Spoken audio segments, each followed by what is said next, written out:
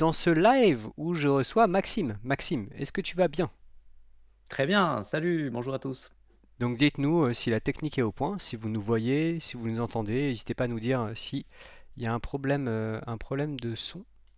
Ah, on nous dit le son déjà. Vas-y, parle encore.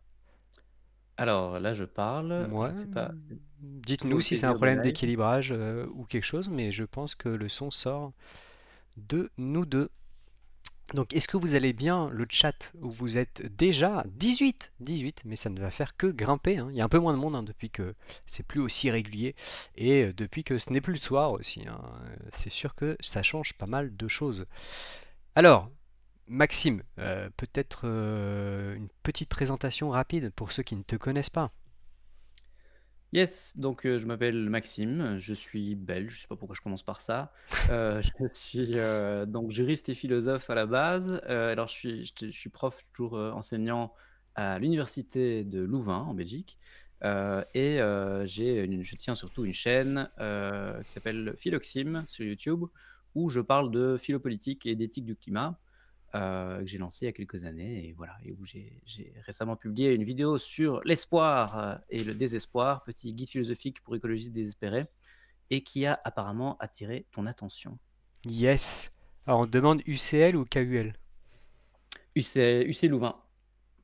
Il y avait eu une tentative de supprimer le C, poussée notamment par mon promoteur de thèse, et soutenue par pas mal de profs, mais à l'époque, le rectorat n'avait pas voulu. Donc parce que en fait, c'est une université catholique, mais qui n'a plus beaucoup de liens à part le nom, la tradition et tout ça, avec enfin, voilà, qui n'est pas la même chose qu'une université catholique dans pas mal d'autres pays, et qui n'est certainement pas une université dirigée par l'Église.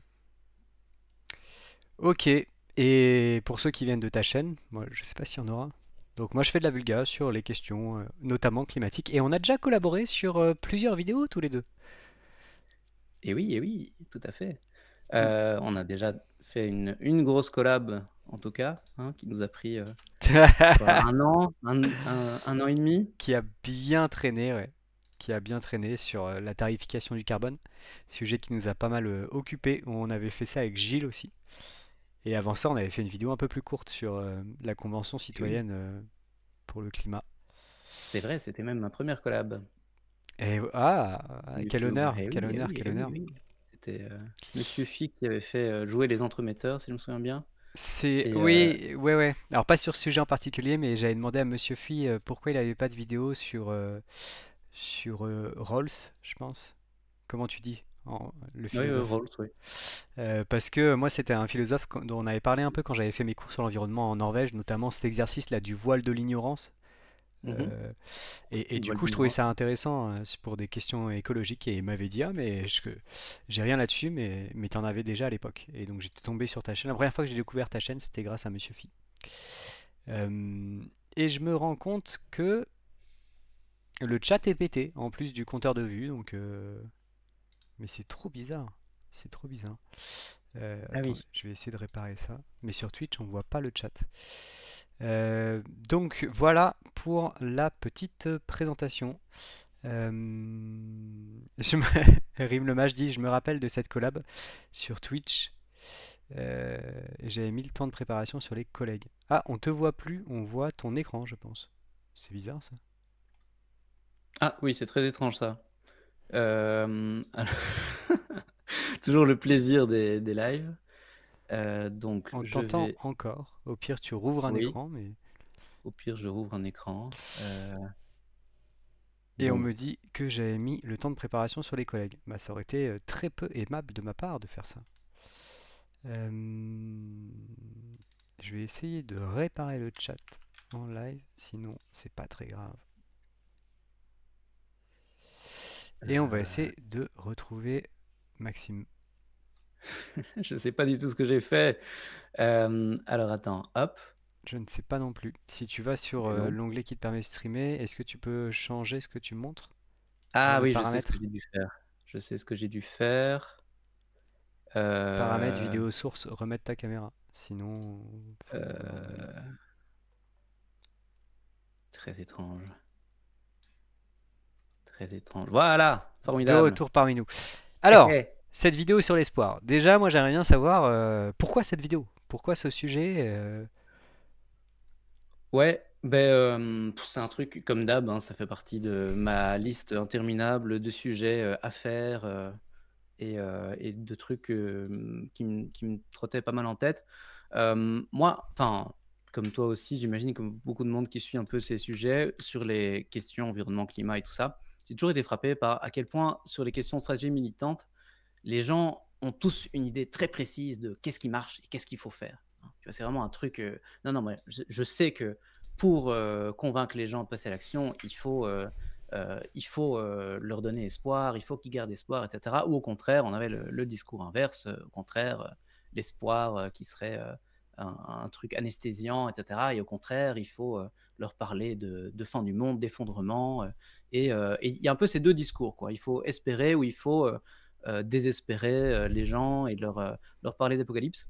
Et donc moi, ça m'a toujours un peu frappé comme, beh, en fait, genre, c'est 2 approches, enfin, voilà, je suis pas psychologue, je suis pas expert en psychosocial, mais c'est une question empirique, quoi, qui se règle. Et donc c'est bien que les militants aient leur idée de ce qui marche ou pas, mais quand on est auteur, sur la question, beh, oui, c'est bien de se pencher un peu sur la littérature empirique pour savoir ce qui effectivement est le cas. Donc ça, c'est un petit moment que je voulais faire. Et puis, bah oui, ici, j'avais aussi un collègue qui m'avait recommandé un livre, d'un auteur qui s'appelle Darrell Mollendorf, qui finalement, le titre c'était Mobilizing Hope. Et puis finalement le petit Solopio, il parlait pas tellement d'espoir dans son bouquin. Donc je me suis farci le bouquin, mais pour finalement pas tellement l'utiliser dans la vidéo, mais ça m'a servi de porte d'entrée, et notamment un autre article de cet auteur et puis d'autres trucs dans la littérature philosophique sur l'espoir. Et voilà, et je me suis dit, et puis j'en ai parlé aussi du coup avec, Jean-Loup Fourquet, notre ami commun, Mhm. qui était assez motivé pour traiter ce sujet-là aussi. Et donc on s'est dit: «Bon, allez», enfin, c'est un peu lui qui m'a du coup, peut-être, poussé, forcé à enfin faire cette vidéo. Sinon elle serait peut-être restée sur ma liste encore pendant quelques mois, quelques années. Donc c'est bien, merci Jean-Loup. Et Heu, après tu, ouais, tu dis chez les militants, il y a souvent une conviction très forte que leur action est la bonne et la seule à mener. Mais il y a un biais de sélection là-dedans. C'est que quand on parle à des militants, on parle aux personnes les plus engagées. Et pour être autant engagé, il faut effectivement croire très fort que ce qu'on fait est utile, quoi. ah oui, c'est clair. Mais chez les militants et pas seulement les militants, hein, même, chez, des climatologues, des scientifiques, des auteurs, des journalistes et cetera. Souvent quand même, on va avoir, sur ces questions en particulier de qu'est-ce qui marche, pense aussi, à une autre question, hein, mais les réactions générales des gens sur les actions de Just Stop Oil et compagnie, sur le truc, asperger les tableaux, les Van Gogh avec la de la compote de pommes ou de la purée de tomates ou je sais plus quoi. Les réactions en général sur les réseaux sociaux, mais les gens étaient tous, s'écharpaient parce que les gens étaient tous convaincus de savoir exactement quelles allaient être les conséquences de cette action, quoi, hein. C'était clair, et en fait, enfin, oui, mais non, c'est pas clair, quoi. Je veux dire, c'est des questions, qui s'évaluent pas juste au petit doigt, quoi. C'est des questions, compliquées, quoi, de savoir, comment, est-ce que, faire une action choc comme ça, ça a un rôle salvateur d'attirer l'attention sur la question? Est-ce qu'au contraire, ça dessert plus la cause qu'autre chose? Pour moi, c'est des questions empiriques compliquées. Heu, Et là-dessus, ouais, est-ce que tu es sûr, par exemple, que ta chaîne, ça a un impact positif? T'as jugé empiriquement de ça? oui, non, mais c'est ça, mais je dis bien, c'est Ou normal la après mienne, que hein, la question se tu pose, dis? ou la mienne de chaîne, hein, la question se pose également de mon côté, évidemment, hein. Ouais, non, bien sûr. Mais je dis pas qu'on doit tous soi-même évidemment, avant d'agir ou de faire quoi que ce soit, avoir fait une revue de la littérature, empirique sur la question. Mais si on prétend parler, en tant qu'auteur ou vulgarisateur RIS, sur ces questions, ben oui, c'est quand même bien un peu d'avoir un peu d'humilité épistémique sur ces trucs et de, bah, mesurer l'étendue de en fait, à quel point, sur ces questions, on balbutie encore, quoi. Et donc on n'est pas totalement sûr de quelle est la bonne stratégie. Mais on sait quand même certains trucs, c'est ce que j'ai essayé de dire dans la vidéo, quoi. Et après la bière qui nous écoute, donc Jean-Loup qui nous écoute dit merci à toi. Et du coup, ça m'a une question, c'est pourquoi Jean-Loup? Pourquoi pas quelqu'un de plus sérieux Non. Euh, Le pio. donc Mais une salut à vidéo sur Jean-Loup. ta chaîne, une vidéo sur la chaîne de Jean-Loup qui nous écoute. Ah, Rime le Mage demande ce sont des études internationales ou occidentales? Mais t'en parles un peu dans ta vidéo, ça aussi.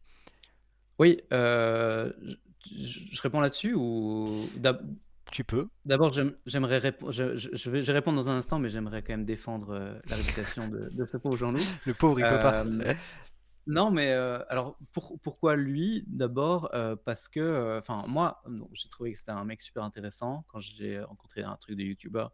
Du coup, avec une culture incroyable, il a lu énormément de trucs, il a plein de références, il a toujours une référence super intéressante sur n'importe quel sujet. «Ah oui, ça me rappelle tel auteur, tel machin» et il est surtout sur un sujet qui, dans une autre vie, était un peu mes sujets de recherche quand j'étais plus chercheur en éthique du numérique, au plus proche en tout cas, et qui est, donc, la question de l'éthique des algorithmes de recommandation, des réseaux sociaux et cetera et dont voilà, je me rappelle de l'importance, notamment en suivant son travail et en voyant l'actualité, en voyant enfin encore récemment là, en Roumanie, la justice qui a annulé l'élection présidentielle, tout le processus de l'élection présidentielle à cause de manipulation, de l'élection via les réseaux sociaux et via TikTok en particulier par le candidat d'extrême droite. On peut penser à X récemment et cetera, on peut penser à plein de cas dans l'actualité et les de Science for All le montrent aussi quoi, dans ces dernières semaines, de manipulation de nos régimes démocratiques, et de notre débat public par les réseaux sociaux et donc le travail notamment de Jean-Loup, d'Après la bière ou de Science for All là-dessus est quand même, super important et donc j'avais envie de l'inclure, là-dedans quoi. C'est Hem, beau. C'est beau. Je sais pas si un jour on fera ce genre d'éloge pour moi. Et bon, ouais, je peux et faire répondre un rapidement ouais, éloge sur la pour ça question aussi. des études Oui, internationales ou occidentales. Et j'en profite pour dire, je suis désolé, je ne sais pas pourquoi, mais il n'y aura pas de chat visible à l'écran. Donc désolé notamment à la rediffusion. vous pourrez, écrire, plein de choses en sachant que vous Ça ne ne serez s'affiche pas. pas Mais immortalisé. je les Voilà, vois, mais je les vois. c'est ça, vous pourrez dire des choses méchantes à Rodolphe.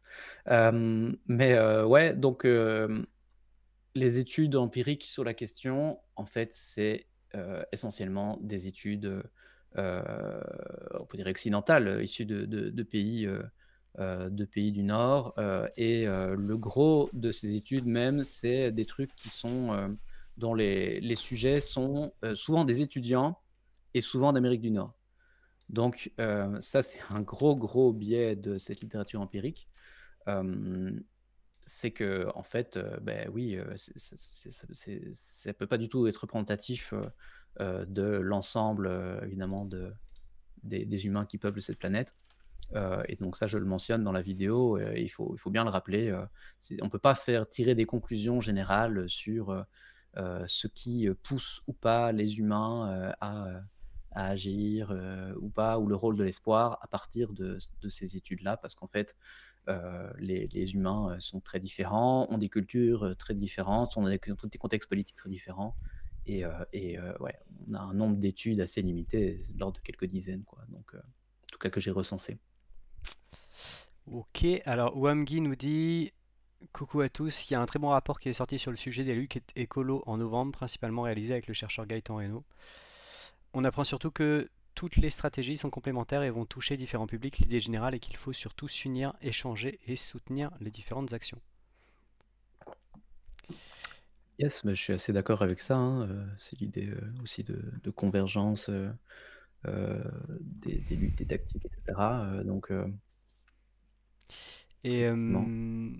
ouais, donc une vidéo sur ta chaîne, une vidéo sur la chaîne de Jean-Loup après la bière. Déjà, on peut parler peut-être rapidement de la vidéo de Jean-Loup. Comme ça, il est encore là pour nous écouter et il pourra rectifier au cas où.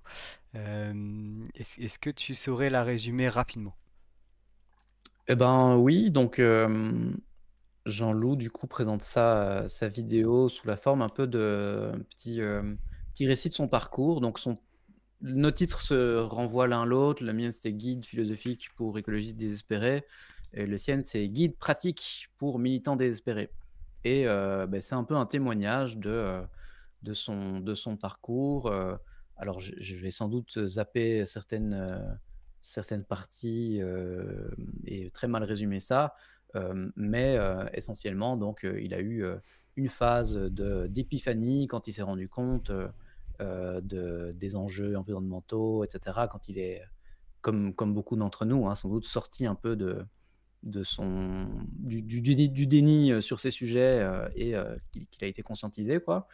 Et puis, il est passé, par, peut-être une forme de radicalisation, qui le poussait à avoir, hein, des envies de recourir à des stratégies militantes extrêmement polarisantes, extrêmement, hem, dogmatiques en fait, hein, cette idée qu'une fois qu'on est, quand on est hyper convaincu, quand on est militant, mais on a envie que tout le monde ouvre les yeux et que les gens comprennent enfin la vraie, façon de voir les choses, et donc voilà et on s'étonne que et très étonnamment, les gens ne sont pas forcément réceptifs à ce genre de façon de leur, imposer notre vision des choses. Donc après ça, il est passé par une phase hem, de fatalisme, pseudo-éclairé. Ouais, Enfin, je trouvais ça défaitisme, intéressant. doomisme, quoi. Oui, oui, mais doomisme, une certaine forme de doomisme en fait, qui est, liée à, au fond, c'est trop compliqué.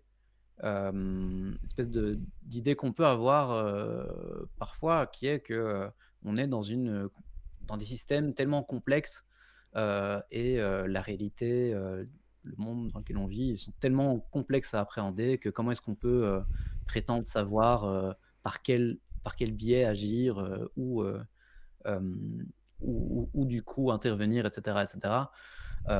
Et donc du coup, une espèce de à quoi bon, quoi?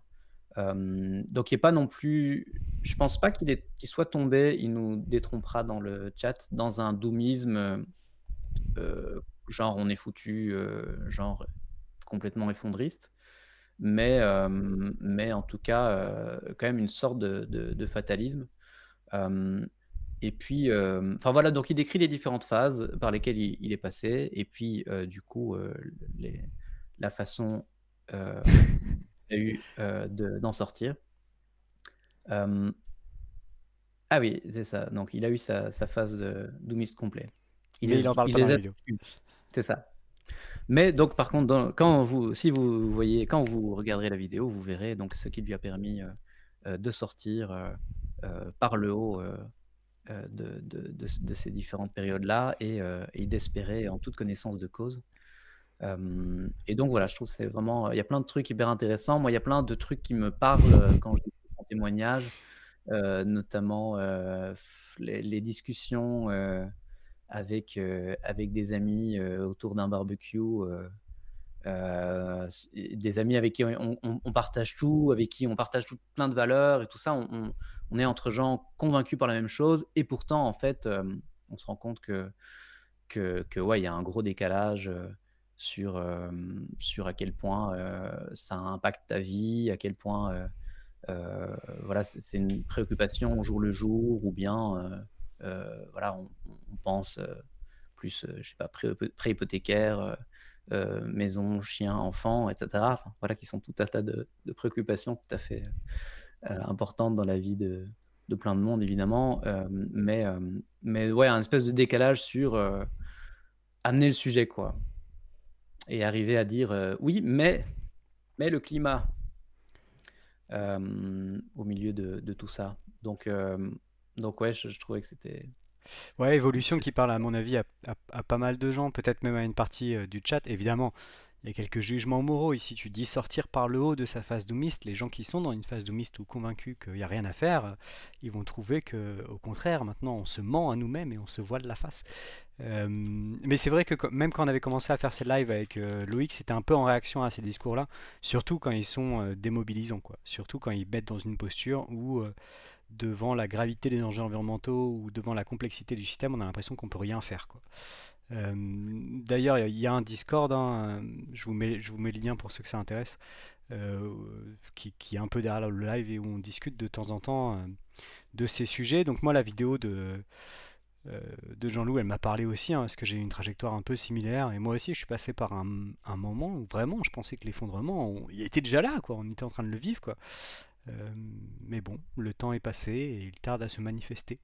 Donc ça me parle pas mal. Et après, il y a là, je sais pas, on était à la moitié de la vidéo. Il y a une deuxième moitié de la vidéo où il parle des questions de ce qu'il appelle les futurs adjacents, qui est cette possibilité d'ouvrir vers d'autres futurs et d'avoir des luttes qui finalement fait une petite modification dans le système et permet d'aller vers quelque chose, d'ouvrir quelque chose. Et c'est plus facile de réfléchir à ça, de réfléchir à, voilà, nous, avec ce qu'on fait sur notre chaîne, qu'est-ce qu'on essaye de montrer, vers quelle direction on va, qu'est-ce qu'on essaye de produire un peu comme possible, un peu différent, que d'imaginer avoir réglé entièrement la question du changement climatique. Je sais pas si tu veux réagir à ça aussi. Bah, oui, c'est ça, oui, c'était la partie que je laissais dans le teaser, pour les gens qui voudraient regarder ces vidéos, mais tu viens de la spoiler, c'est très bien. Mais, non, non, Moi, c'est la partie que je hem trouve le plus intéressante. Ouais. Ça vaut le coup d'être regardé. ah non, c'est hyper intéressant.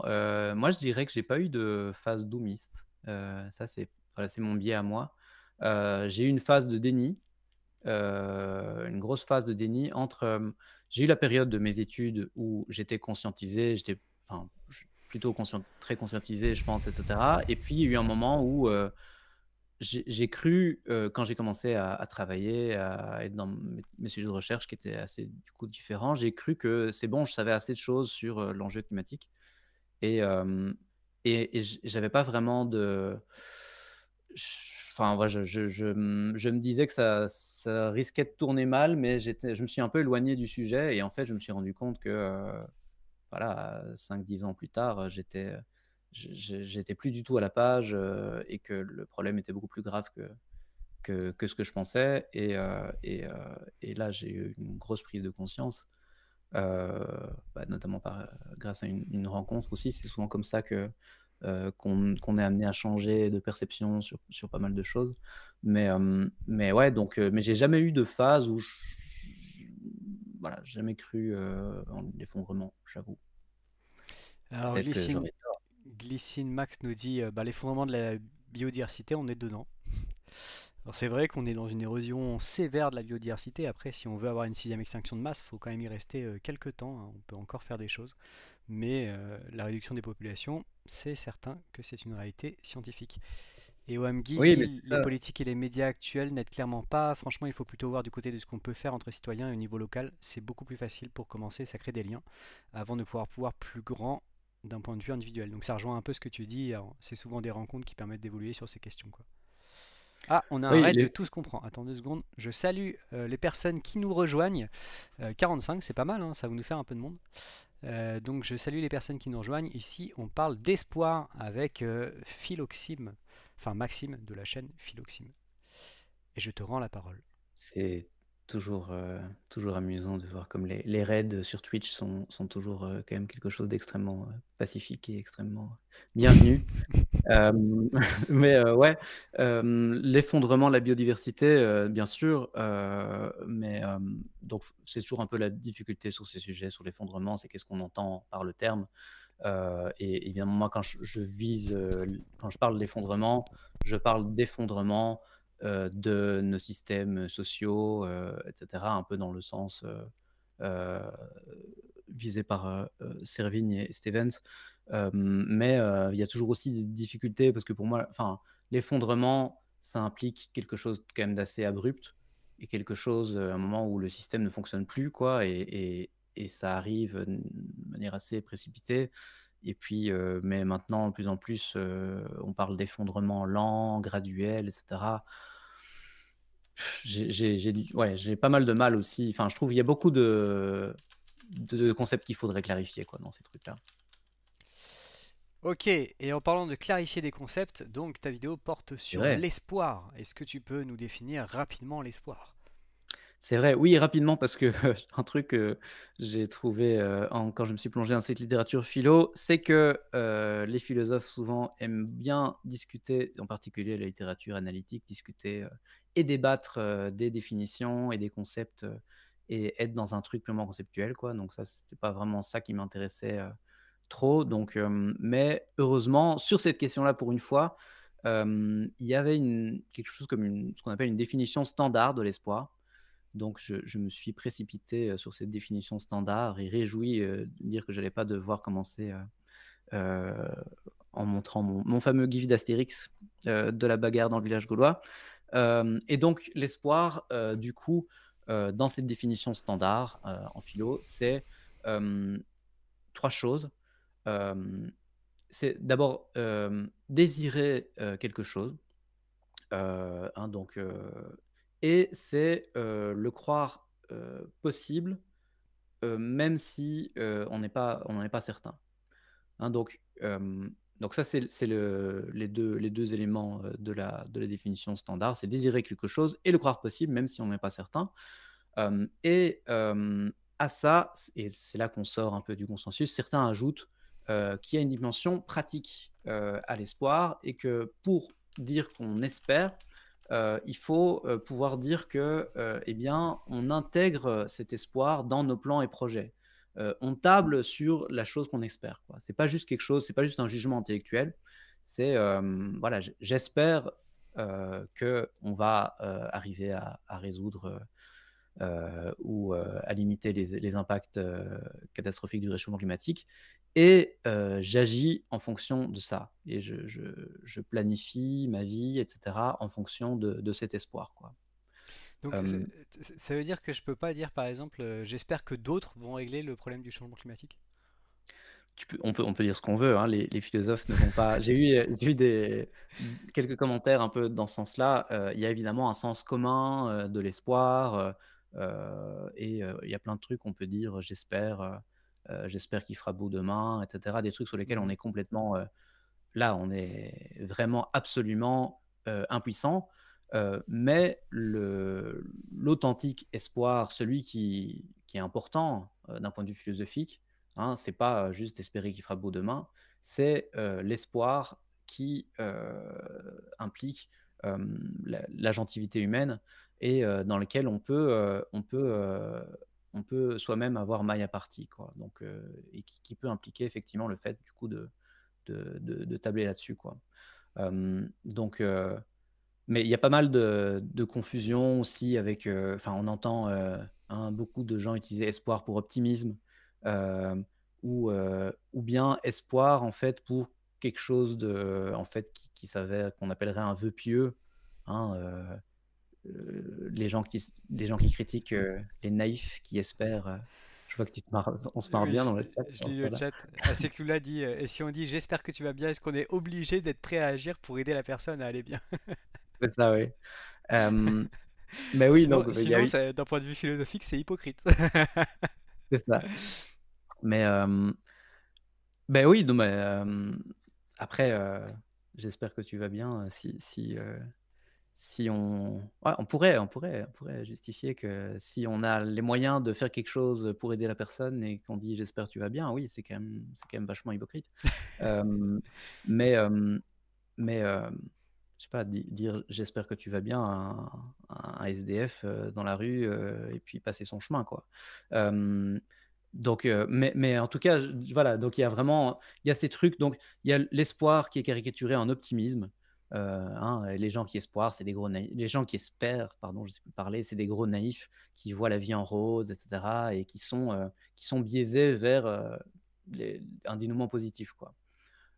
Et donc ça, c'est pas le cas.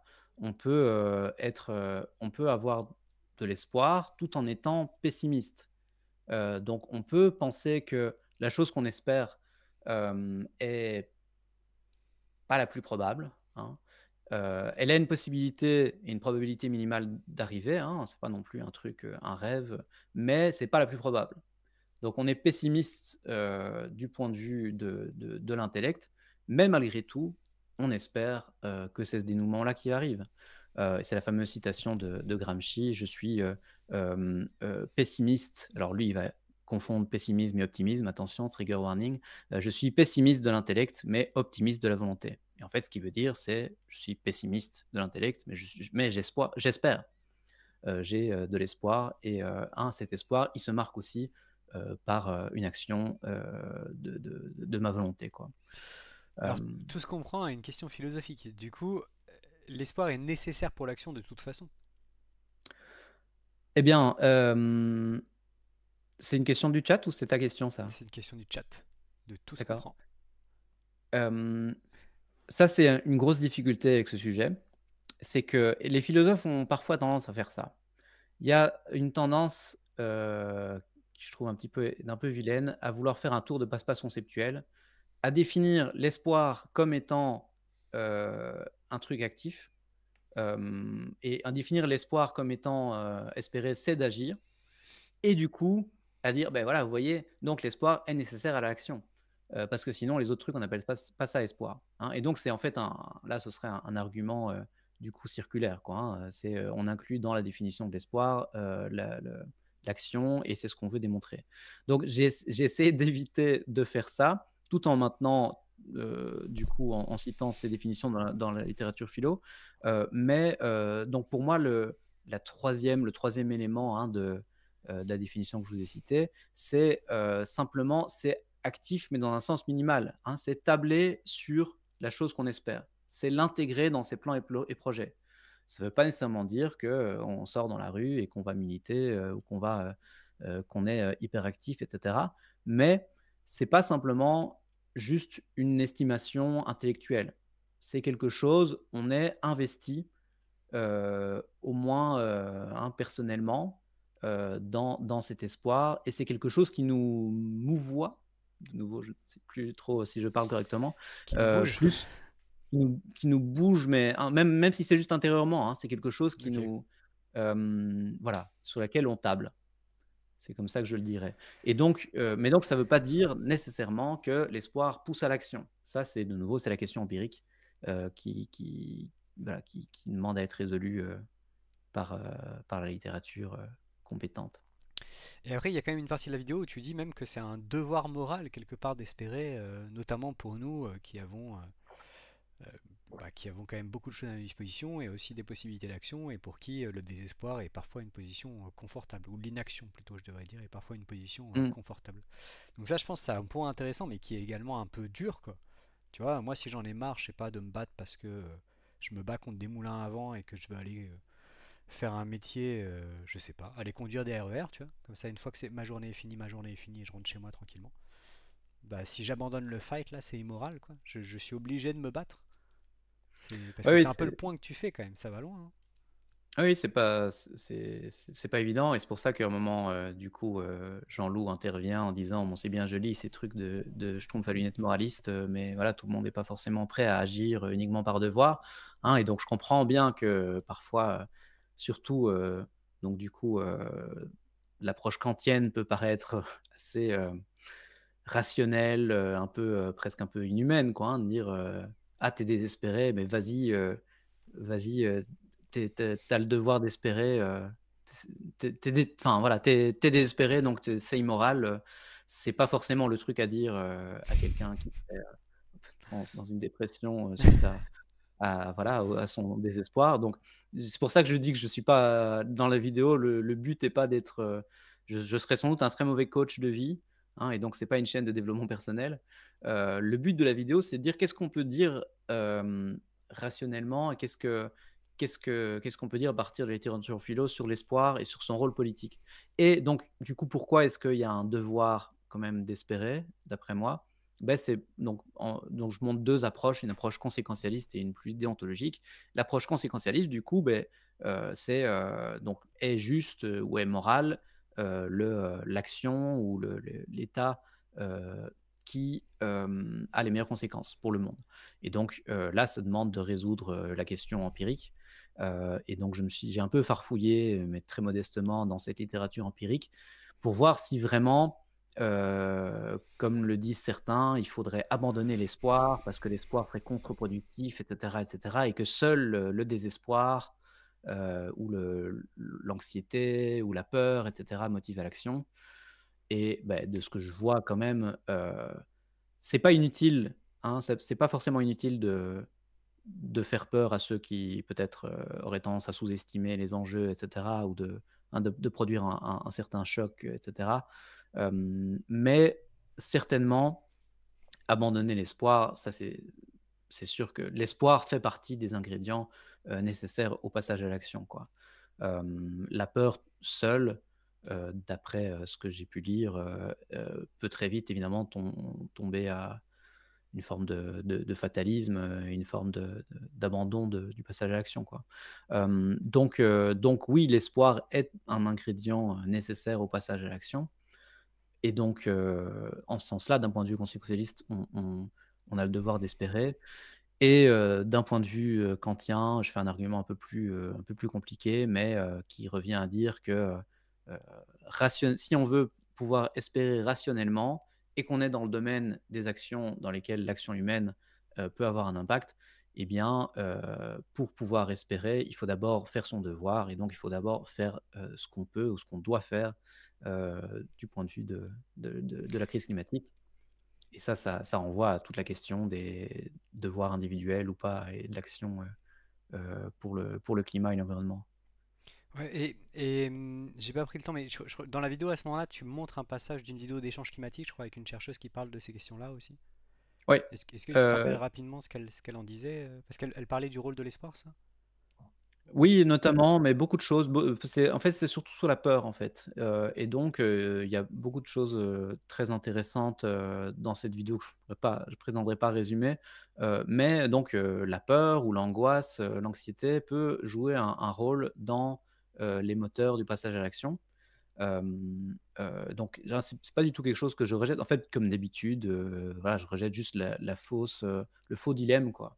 Hmm. Souvent sur ces questions et c'est un peu peut-être une tendance que peuvent avoir certains militants, c'est d'utiliser des formulations, excessives, pour choquer l'auditoire et il y a eu notamment pas mal de prises de position disant: «Il faut abandonner l'espoir.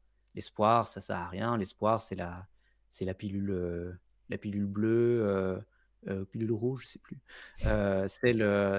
L'anesthésiant qui, voilà, empêche d'agir». En fait, non, sans l'espoir, il y a pas de passage à l'action, Donc là, ce qu'on est en train de dire quelque part, c'est semble-t-il. que la peur peut aider ou pas, mais l'espoir aide aussi. En fait, plutôt que lutter contre la peur, il faudrait lutter contre le désespoir, quoi. Parce que le désespoir, on sait que c'est un facteur qui immobilise quand même. Si on Ouais, voit ouais, pas de raison de, enfin, si on croit pas qu'on puisse changer le système, on n'essaie pas de le changer, quoi.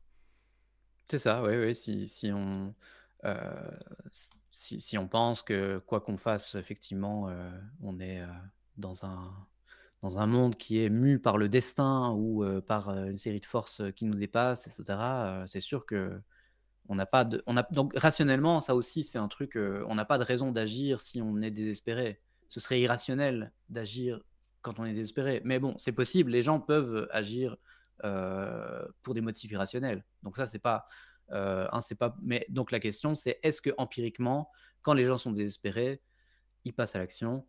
Beh, ce que montre la littérature empirique, c'est que souvent plutôt non. Comme ça paraît assez intuitif, quoi. Mais donc voilà, ça demande quand même d'un peu se pencher, sur cette littérature pour pouvoir le confirmer. Strict nous demande est-ce que Sisyphe est désespéré à monter son rocher? Est-ce qu'il croit Beh, pouvoir s'en sortir? bonne question, bonne question. J'ai pas de Euh, Ouais, moi, c'est une vidéo qui m'a pas mal parlé parce que c'est des sujets qu'on avait déjà abordés sur le climat pas en live, hein, ces questions de fatalisme, de désespoir, etc. Et c'est aussi des. Je vois même quand je donne des cours ou des conférences, c'est des questions qui reviennent souvent sous différentes formes. Et par exemple, j'ai quasiment tout le temps la question de est-ce que c'est pas trop tard, voilà, pour le changement climatique? mmh, Est-ce que c'est pas trop tard? Et au final, ça rejoint un peu ça la question. Parce que est-ce que c'est pas trop tard? C'est une question qui vise à ce qu'on te réponde quoi, que si c'est trop tard et du coup il n'y a rien à faire, donc désespéré et il n'y a plus d'action possible. Alors qu'en fait, bon, c'est trop tard pour certaines choses, hein. Il y a des espèces qui ont déjà disparu à cause du changement climatique, il y a des gens qui sont déjà morts, etc. Donc pour eux, clairement, c'est trop tard. Mais en fait, quel que soit le niveau de température auquel on est, ça peut encore être pire.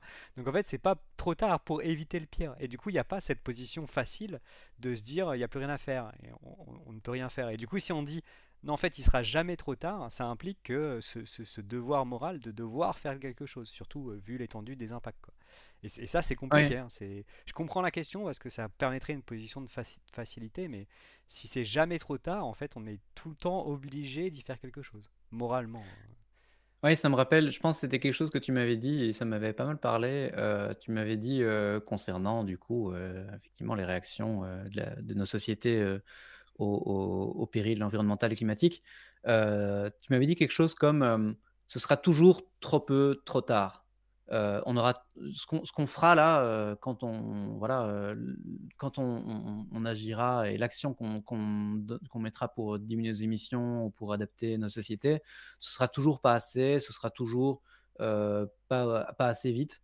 Mais, c'est quand même quelque chose. Mm. Et donc enfin, c'est un moi, je trouvais ça intéressant parce que ça permet de sortir aussi de, un peu un sophisme de la solution parfaite, de dire et d'une pensée un peu binaire qui serait à dire soit on répond à l'urgence climatique, soit on n'y répond pas.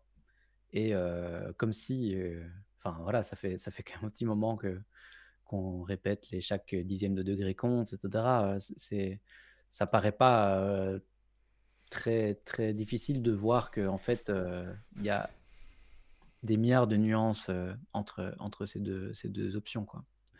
Et donc oui, ce sera forcément décevant. Je pense qu'on est déçu, on sera toujours déçu par, par l'action, de nos sociétés, on sera comme, Et- si on est militant contre l'injustice, on sera toujours déçu, par le fait que voilà, des injustices subsistent et qu'on n'arrive pas complètement, à sortir de situations de discrimination, de racisme, mais c'est pas une raison d'abandonner, le combat, quoi. Bah, ta déception, elle va dépendre de ce que tu fais comme pari sur notre capacité à bouger. Tu vois. Si des gens qui sont aujourd'hui sont très fatalistes ne seront pas forcément toujours déçus. Peut-être qu'un jour on les surprendra.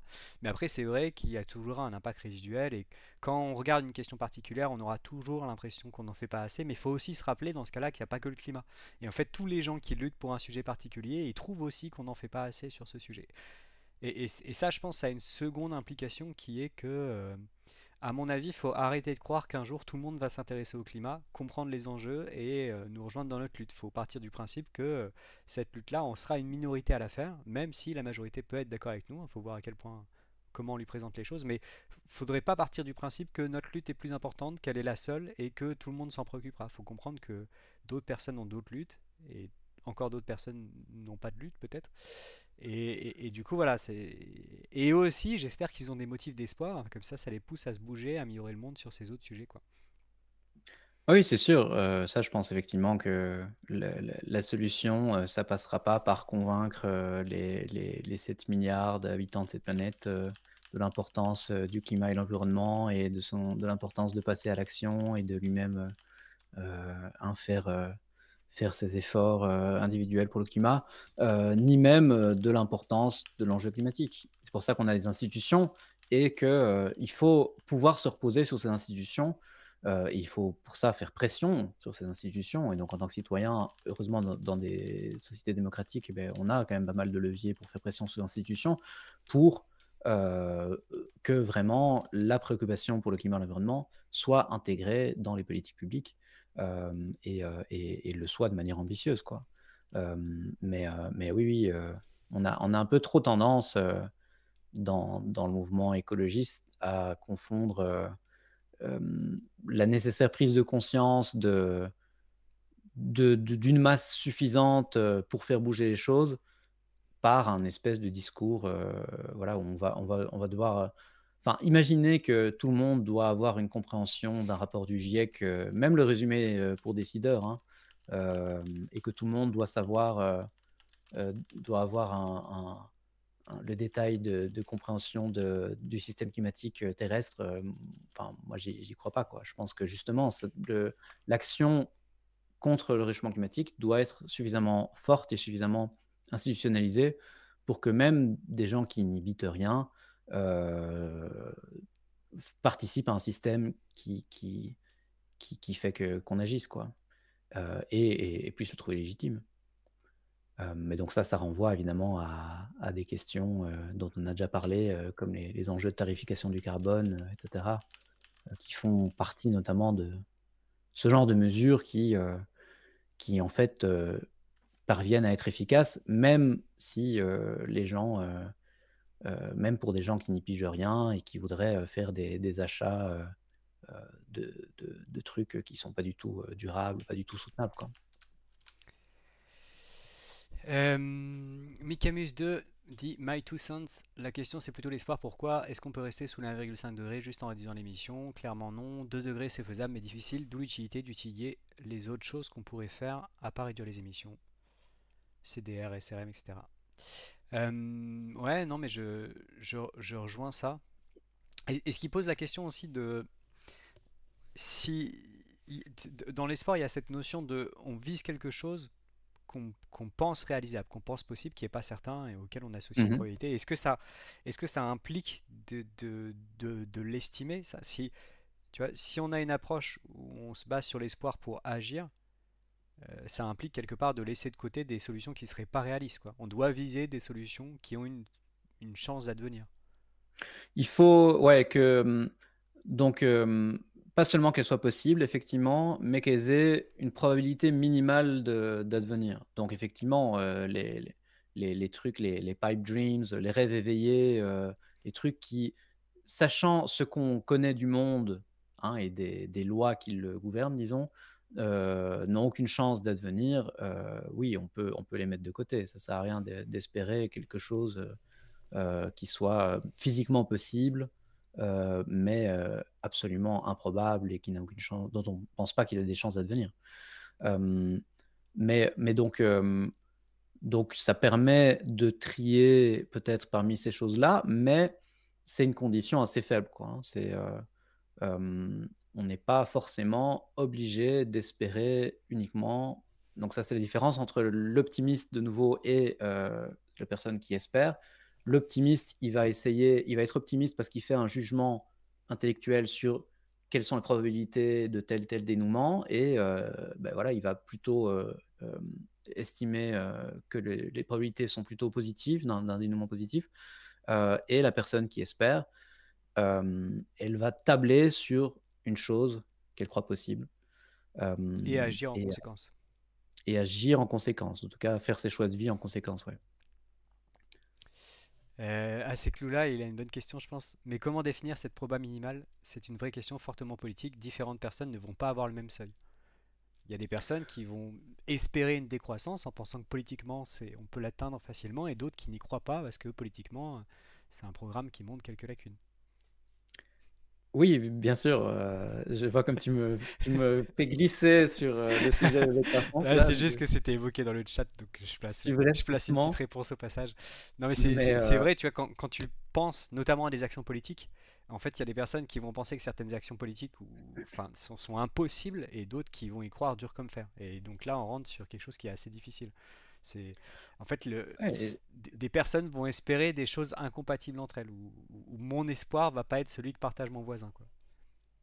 Ah oui, c'est clair et c'est pour ça que, évidemment, c'est là que se situe évidemment l'intérêt du débat politique et du débat public qui est d'arriver à pacifiquement, se mettre d'accord ou en tout cas trouver des convergences sur, quelles sont les sources d'espoir les plus, sur lesquelles les plus probables ou sur lesquelles, on doit pouvoir tabler. Mais rien n'empêche de nouveau un pluralisme d'approches et de motifs d'espoir. Et c'est dans la mesure où, voilà, où elles sont pas entre elles, contre-productives, où elles se minent pas les unes les autres, d'ailleurs, c'est aussi parfois une tendance, je trouve, un peu qui me paraît un peu, nocive, dans ces débats. C'est qu'il y a des gens souvent qui vont avoir tendance à défendre une mesure ou défendre une idée ou et à dénigrer, les approches de tous les autres, quoi, hein, parce que c'est pas la leur.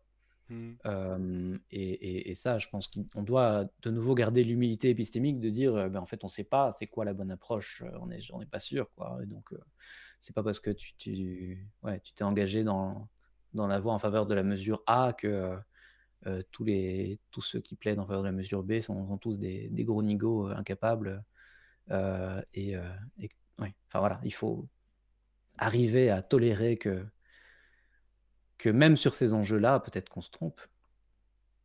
Donc tu pousserais à plus de bienveillance envers les mesures des autres. Bah, en tout cas, ne pas saper les uns les autres. Hem, donc ça ne veut pas dire de nouveau qu'on peut pas se critiquer, qu'on peut pas, hein, avoir un débat sur, quand on estime que telle approche est, vraiment contre-productive, vraiment nocive au débat, hein, et bien sûr. Mais, il faut pas en permanence, parce qu'on défend, telle approche ou telle mesure, essayer de dénigrer, celle des autres, quoi. Ouais. Alors, Rip Lydie nous dit: Avant j'étais quelqu'un de pessimiste, je ne voyais que les nuages noirs à l'horizon, mais maintenant mon cerveau me force à l'optimisme face aux éléments de plus en plus irrationnels qui se passent, écologie, politique, etc. Et je lui ai demandé de clarifier un peu. Et il m'a dit: En gros, les choses qui arrivent pourraient me faire paniquer, mais je me focus sur les éléments qui pourraient empêcher que ça arrive. Bah, je pense que c'est une bonne stratégie, c'est ce qu'on essaie de faire tous, non? De ne pas paniquer devant l'actualité et de continuer à essayer de pousser dans la bonne direction. Mais disons que, ouais, c'est vrai que on peut, c'est comme quand, je sais pas, quand on apprend à conduire, hein, on vous dit ne pas, fixer l'obstacle, ne pas fixer, ou un véhicule dangereux et cetera, et parce que du coup, si on fixe l'obstacle, on va avoir tendance à se diriger vers, il y a un truc où à quoi bon se focaliser sur toutes les milliards de façons dont les choses pourraient mal se passer? Heu Bien sûr, c'est utile d'en prendre connaissance, hein, et de savoir ce qui pourrait mal se passer. Je ne dis pas qu'il faut être dans le déni, mais à quoi bon se focaliser sur tous les facteurs de désespoir quand on peut, je pense, se focaliser sur, les opportunités, sur, les choses qui pourraient enclencher, un dénouement, plutôt, dans le sens de ce qu'on espère, quoi. Mhm. Moi, c'est clair que c'est un peu, mais alors c'est sans doute un biais, hein, que j'ai, hein, mais j'ai tendance à voir les opportunités, quoi, et me dire: «Bon, beh, à chaque fin même, récemment ici, dans la vidéo, j'explique un peu que bon, l'élection de Trump, ça m'a mis quand même un sacré coup, quoi, parce que c'est sûr que ça va rendre, tout beaucoup plus difficile, hein, et donc je dis pas que c'est un facteur d'espoir, hem, donc enfin, j'en parle dans la vidéo, hein, les facteurs d'espoir, c'est des faits sur le monde, qui peuvent, nous aider à ancrer notre espoir dans des trucs factuels, quoi, hein, des choses qu'on connaît sur le monde et qui, mais malgré tout, ouais, un de mes premiers réflexes, ça a été de me dire: «Bon, beh, potentiellement, avec Trump, avec une Amérique, climato-sceptique qui part en vrille, qui une démocratie américaine qui de enfin voilà, qui s'affaiblit, voire qui devient de plus en plus un système peut-être autoritaire, l'Europe va être forcée de se prendre en main, et l'Union européenne va être forcée de descotcher un peu de une tendance qu'on a à suivre, notre grand frère américain, n'est-ce pas? Et donc peut-être que ça va pousser, qu'un mal va amener, d'autres opportunités. Je dis pas du tout que ce serait pas mieux si, Trump n'avait pas été, réélu. Mais voilà, je m je pense que c'est plus utile de voir ce genre de choses, heu, que, bah, aussi que de se lamenter, quoi, parce que, Mhm. enfin, ouais, Ouais. Alors, Florianic nous dit: Bonjour à tous, que cette vidéo sur les sports est utile. Bravo à toi. Donc, bravo. Moi, je la trouve vraiment cool cette vidéo aussi. Je pense que c'est une merci. vidéo qui pourra être partagée en différentes occasions. Euh, Et il y a un truc dont tu viens de parler là, et ça me fait penser à un bout de ta vidéo où tu expliques que bon, on n'est pas forcément égaux aussi devant la chimie de nos cerveaux ou devant notre historique, quoi.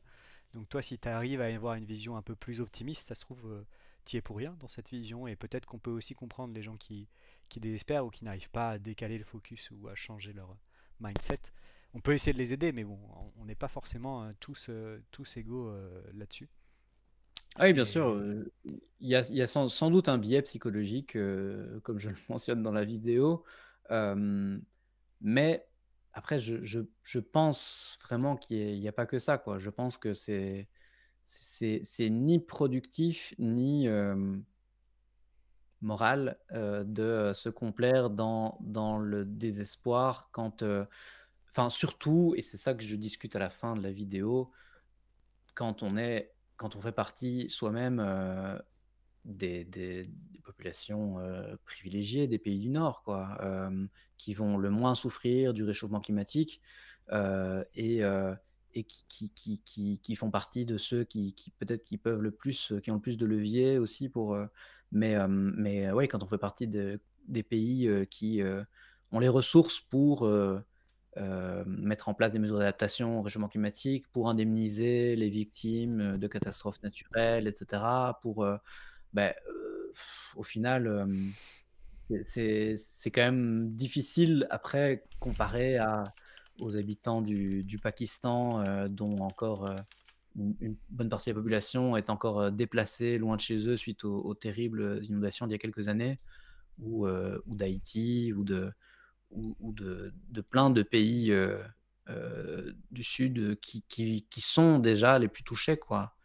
Eux, ils ont pas le choix, en fait, de pas désespérer. Nous, on a un peu ce luxe, et je comprends, enfin, c'est normal d'avoir des moments où on a envie de laisser tomber, où on n'y croit plus, et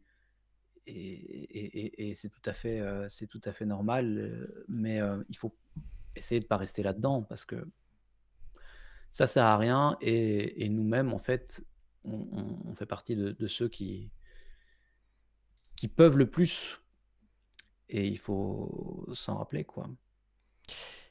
Ça me fait penser à un truc, je sais pas, tu vois ce que c'est la chaîne Stupid Economics?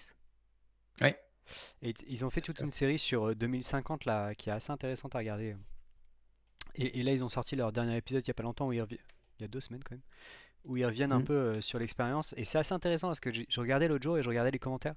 Et il y a des gens qui disent ouais, ça leur permet de se projeter et ça leur donne de l'espoir sur le fait qu'il y a des possibilités, quoi, sur le fait qu'il y a un futur qui est souhaitable et tout. Et donc ça rejoint vachement ce qu'on discute ici, de personnes qui sont bloquées dans des postures de désespoir et qui ont du mal à en sortir. Et je sais que moi j'ai déjà eu des retours en ce sens aussi, sous mes vidéos, ou en commentaire ou en mail, de personnes qui me disent que ça leur permet de sortir d'un- d'une boucle de désespoir qui non seulement pousse à l'inaction, mais en plus pose un autre gros problème qui est que ça fait de la souffrance psychologique, quoi. Et quand c'est Mmh. indu, c'est d'autant plus grave, quoi.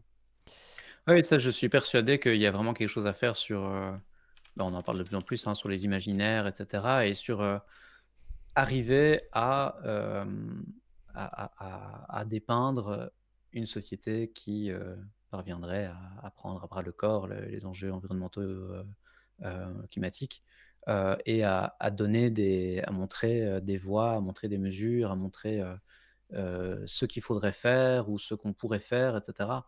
Ça permet effectivement, enfin, si on peut pas se l'imaginer, on n'a pas vraiment de motif d'espérer, quoi. Il faut qu'on puisse, voir vers où on devrait aller, quoi.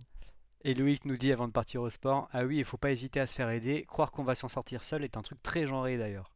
Donc si ça va pas, n'hésitez pas à consulter des C'est spécialistes vrai, qui ne sont pas nous, pas du parce tout. qu'on n'est pas spécialistes, pour sortir de cette phase-là. Donc ouais, il y a la question des imaginaires là qu'ils ont bien réussi avec 2050, mais moi sur ma chaîne je parle pas tellement d'imaginaire et je vois même quand je donne des cours ou des conférences, que je lis du groupe 2 ou du groupe 3 du GIEC, c'est des motifs d'espoir pour ma classe, qui me fait un peu peur vis-à-vis de ce à quoi on est exposé, hein, dans les milieux environnementaux, hein. Lire les rapports du GIEC, ça devrait pas nous donner de l'espoir, hein. Mmh. Déjà, on devrait connaître un peu plus les résumés du groupe 2 et 3, mais ça fait un peu peur de savoir que expliquer aujourd'hui l'état des connaissances scientifiques, c'est significativement différent de ce à quoi les gens à qui je m'adresse étaient exposés jusque-là, quoi. Euh, Mmh. Mais après, je pense qu'il y a aussi quelque chose, en tout cas, enfin, ça, c'est mon ressenti, et je parle peut-être, enfin, c'est peut-être en tant que vulgarisateur que j'ai tendance à voir les choses comme ça, mais le fait de comprendre, y compris, du coup, de lire, un bout d'un rapport du GIEC, et cetera, ou de lire des choses qui peuvent paraître très déprimantes et qui peuvent paraître, mais en ce qui me concerne, moi, le fait de mieux comprendre, les ressorts, du coup, du système climatique, ou justement de l'adaptation, l'atténuation, et cetera. Moi, je trouve ça, alors je vais utiliser un gros mot, empouvoirant. Je trouve ça me donne l'impression d'avoir prise sur le réel, quoi. Heu et alors que quand, en fait, on est dans une compréhension qui reste encore un peu vague, et cetera, des enjeux, bah, oui, on peut, plus vite peut-être, tomber dans un désespoir. Mais bon, c'est peut-être parce que je vois mon utilité, sociale en grande partie comme, être, une tête sur YouTube qui explique des choses, pour que des gens plus malins que moi et avec plus de ressources que moi puissent peut-être, les appliquer, et faire avancer Ouais, des causes, je sais pas. donc là, on est doublement biaisé. Je pense qu'on apprécie tous les deux apprendre des trucs et en plus, on enseigne des trucs. Donc, on est Ouais. loin de la neutralité quand même. Gnocchi Ah oui, Conpesto dit toujours. comprendre, c'est augmenter sa capacité d'agir et ça rend heureux. C'est pas Spinoza qui a dit un truc comme ça. C'est fort possible, je connais très mal Spinoza, mais on va dire que c'est Euh, non, mais c'est oui, moi je trouve ça très vrai, j'ai l'impression que même si enfin et je pense de nouveau que ça peut, s'appliquer même au-delà des vulgarisateurs, ou des geeks comme nous. Il y a quelque chose quand même d'empouvoirant, au fait de comprendre le monde. Ceci dit, on a quand même toutes les recherches autour du, comment ils appellent ça? Information Deficit Model, non? Donc l'idée que Mmh. les connaissances ne suffisent pas à passer à l'action. Donc faut pas Oui, non plus oui. tomber dans ce biais-là. Oui, oui, ça c'est ce que je disais tout à l'heure sur, il faut pas penser que la seule chose à faire, c'est d'essayer de fourrer dans le crâne, de tous les gens, qui passent, les informations des derniers rapports du GIEC, hein, et que tout le monde doit comprendre, tous les ressorts du système climatique, oui, ça suffit clairement pas. Alors, pour le changement climatique, c'est très simple ce qu'il faut savoir en fait, hein. Il existe, il est d'origine humaine, il est grave, on peut y faire quelque chose, les experts sont d'accord là-dessus. Voilà, c'est aussi simple que ça. Et après, sur le on peut y faire quelque chose et qu'est-ce qu'il faut faire, ben, vous allez vous écharper avec à peu près tout le monde, mais il n'y a aucun doute sur le fait qu'il y a des leviers, quoi.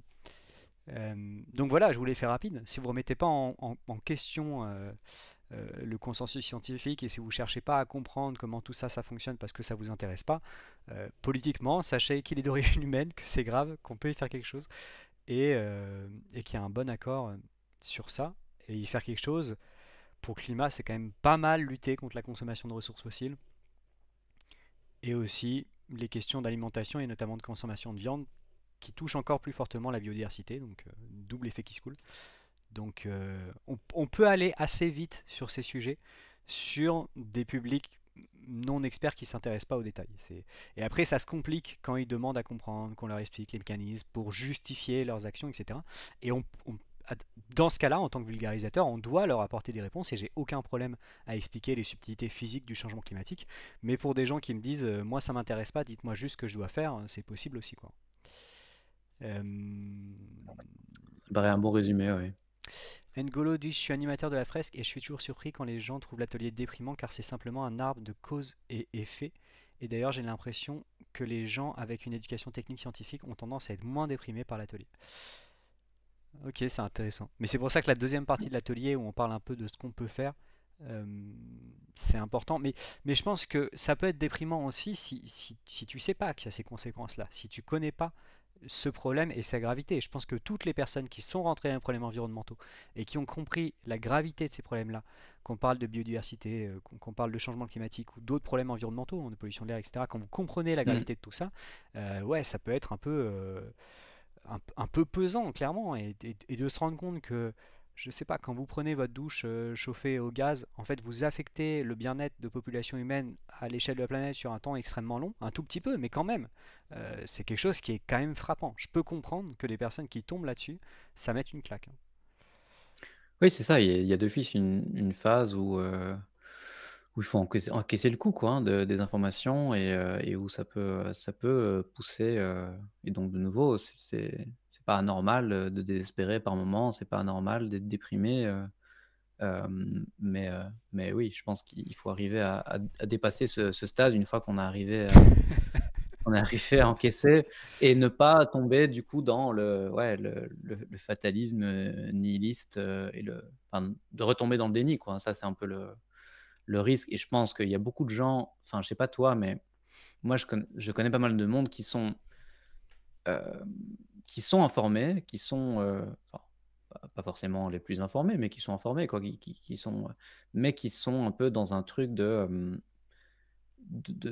fatalisme ou et qui du coup, hem, c'est juste une connaissance purement intellectuelle, Mmh. heu, de réchauffement climatique, mais voilà, ça n'impacte pas leur vie à la limite, ça n'impacte même pas leur vote parfois. Alors là, ça commence à devenir quand même un peu, problématique quoi. Au minimum, je pense qu'on peut s'accorder que s'il y a un devoir individuel, des individus pour le climat, c'est de voter pour, des partis qui ont, un agenda ambitieux, sur ces questions quoi. Mmh. Et donc, ouais, ça m'intrigue beaucoup, mais enfin, en même temps, voilà, c'est sans doute une réaction, d'un certain désespoir, d'un certain fatalisme. Alors, Simgassa dit, ce que je dis souvent en animation des fresques, c'est que si on constatait un changement climatique mais qu'on ne savait pas l'expliquer et ou qu'on n'y pouvait rien, bah, ça serait encore plus inquiétant. Ça, c'est un point que j'ai déjà essayé de faire aussi. Ça te parle de la grande oxydation ou pas? Non. Ok, en fait, il y a eu un moment dans l'histoire de la Terre où il n'y avait pas d'oxygène dans l'atmosphère et l'oxygène a commencé à être produit par des organismes anaérobies, des petites cellules qui vivent en absence d'oxygène, hein, parce qu'il n'y en avait pas à l'époque. Et il y en a encore hein, sur Terre, ces organismes-là. Et par exemple, si tu fais mal des conserves de viande, tu peux avoir du botulisme. Et le botulisme, c'est sécrété par un de ces organismes, une cyanobactérie, quoi. Et donc ces cyanobactéries ont commencé à se développer sur Terre. Et en fait, elles récupéraient le carbone du CO2 et elles libéraient le dioxygène. Donc c'est elles qui ont amené le dioxygène sur Terre. Mmh. L'oxygène, c'est un réactif, ça n'existe pas de base. C'est vraiment le vivant qui l'a produit. Et en fait, pour elles, le dioxygène, ça a été un poison. Ça s'est accumulé jusqu'à leur rendre la Terre quasiment invivable. Ils vivent juste aujourd'hui dans un endroit où il n'y a plus beaucoup de dioxygène. Et t'imagines si on était dans un problème de ce type-là, tu vois, t'imagines si en fait les catastrophes environnementales qui nous On était pendonnaient, sous qui vont nous faire bactéries. mal, étaient la conséquence de notre métabolisme. On serait Mmh. vraiment, vraiment dans le dur. Et à la place de ça, c'est très grave quand même, mais c'est la conséquence de certaines technologies ou plus largement de notre organisation, de notre culture quelque part. Et ça, on sait qu'on peut le changer, au moins dans une certaine mesure. Et du coup, on est quand même dans Mmh. une situation qui est moins désagréable que si on était des bactéries qui mourraient de nos déjections, quoi. Ce serait pas mal, ce serait un bon sujet de vidéo. Ça serait vu comme très technosolutionniste parce que technosolutionniste pardon parce que je suis en train de dire qu'on peut changer cette culture là mais parce que là je Mais, suis en train de dire que le peut-être fait que ça soit la technologie le problème c'est rassurant donc je sais pas si tout le monde pourrait l'entendre tu vois. ouais, c'est ça. La technologie, la société, quoi, c'est des trucs, c'est des leviers aussi, dans la société. C'est Ouais, pas des en tout cas, c'est pas des leviers, enfin, c'est pas juste, il faut pas changer notre organisme, quoi. Il faut pas changer nous, donc, ouais, ce qui c'est serait rassurant parce autrement qu'on plus n'est pas des complexe. cyanobactéries. Tu pourrais appeler ça la parabole des cyanobactéries ou la Et après, il y avait quelques réactions. Ouais. Alors, je vois qu'on parle à des spécialistes, on a des animateurs de la fraise du climat et de l'atelier d'automne. Donc, l'atelier d'automne, c'est un atelier. Je vais essayer de le décrire correctement. J'avoue ne jamais en avoir fait. C'est un atelier où tu mets en place des actions pour réduire l'empreinte carbone à 2 tonnes. Aujourd'hui, on est un peu en dessous de 10 en France et tu fais descendre à 2 tonnes, hein, qui est un objectif. C'est compliqué de savoir pourquoi ils ont choisi cet objectif, mais on va dire que c'est un objectif qui est pas très loin de la neutralité. Alors Ngolo, il dit mieux que ça, il dit mieux que moi, il dit c'est un atelier collaboratif qui permet de simuler un scénario de transition depuis aujourd'hui jusqu'à 2050. L'objectif est de partir de l'empreinte carbone réelle des participants et essayer d'arriver à 2 tonnes. Et ce qu'ils nous disent les animateurs là, c'est que souvent 2 tonnes c'est perçu comme plus positif. Les deux sont complémentaires, mais 2 tonnes c'est plus positif parce qu'on est dans l'action et on voit ce qu'on peut mettre en place comme action. Alors que la fraise c'est plus de comprendre le changement climatique, qu'est-ce que c'est, quelles sont les conséquences, quelles sont les causes. Euh, mmh. donc intéressant d'avoir ces retours-là. Merci les gars. Euh, J'ai jamais fait non plus encore, j'ai eu une occasion, mais j'étais pas dispo. Mais oui, ça m'a l'air effectivement plus orienté vers l'action, ça va être une approche intéressante. Et John Zoidberg, il dit c'est le mode d'organisation avant les questions technologiques, c'est le problème, c'est le capitalisme. Mais ça, je suis désolé, je vais le dire encore une fois, mais je suis pas sûr que ce point de vue soit consensuel, hein. Le problème, c'est de brûler des ressources fossiles. Tu me fais un monde communiste où tu brûles la même quantité de ressources fossiles, t'as la même conséquence. Alors, si tu veux changer le système économique ou l'agencement de la société, ok, mais pour me convaincre, il faut que tu me montres comment ça change euh, la physique, quoi. Vraiment les émissions qui affectent l'environnement. L'évolution des sociétés que tu souhaites, c'est un intermédiaire. Bref. Qu'est-ce qu'on a d'autre comme réaction?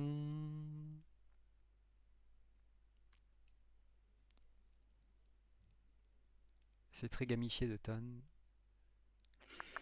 Oui, c'est un peu ça, oui. Et Il y a un après, peu de ouais, ça dans les deux, quoi. autour de nous, des personnes qui ont les connaissances et qui passent pas à l'action, on en connaît tous, je pense. C'est pas, c'est- et après, ça dépend. C'est pas toujours facile de comprendre d'où vient cette inaction. Moi, je sais qu'il y a des personnes, par exemple, qui, qui ne font pas grand-chose parce que la solution leur paraît en dehors de leur portée, quoi, ou paraît très Mm. lointaine. Imaginez la neutralité carbone, par exemple, bah, vous aurez toutes sortes de conférenciers qui vous disent bah non, c'est pas possible, parce que l'acier, le ciment, etc. Et donc, viser comme ça la dernière étape, ça rend la tâche inconcevable, quoi. C'est comme si on veut perdre 20 kilos d'un coup ou qu'on veut devenir d'un coup super musclé. Et en fait, je pense que la stratégie pour ce cas particulier, c'est d'essayer d'avoir des étapes intermédiaires. Et je pense que là-dessus, la vidéo de Jean-Loup et cette idée de possible adjacent, je pense que c'est une bonne piste. Et dans ce cas-là, vraiment, j'encourage. Je vais prendre un exemple un peu plus concret. Je pense que c'est très dur pour, voire impossible pour certaines personnes, d'arrêter complètement la viande.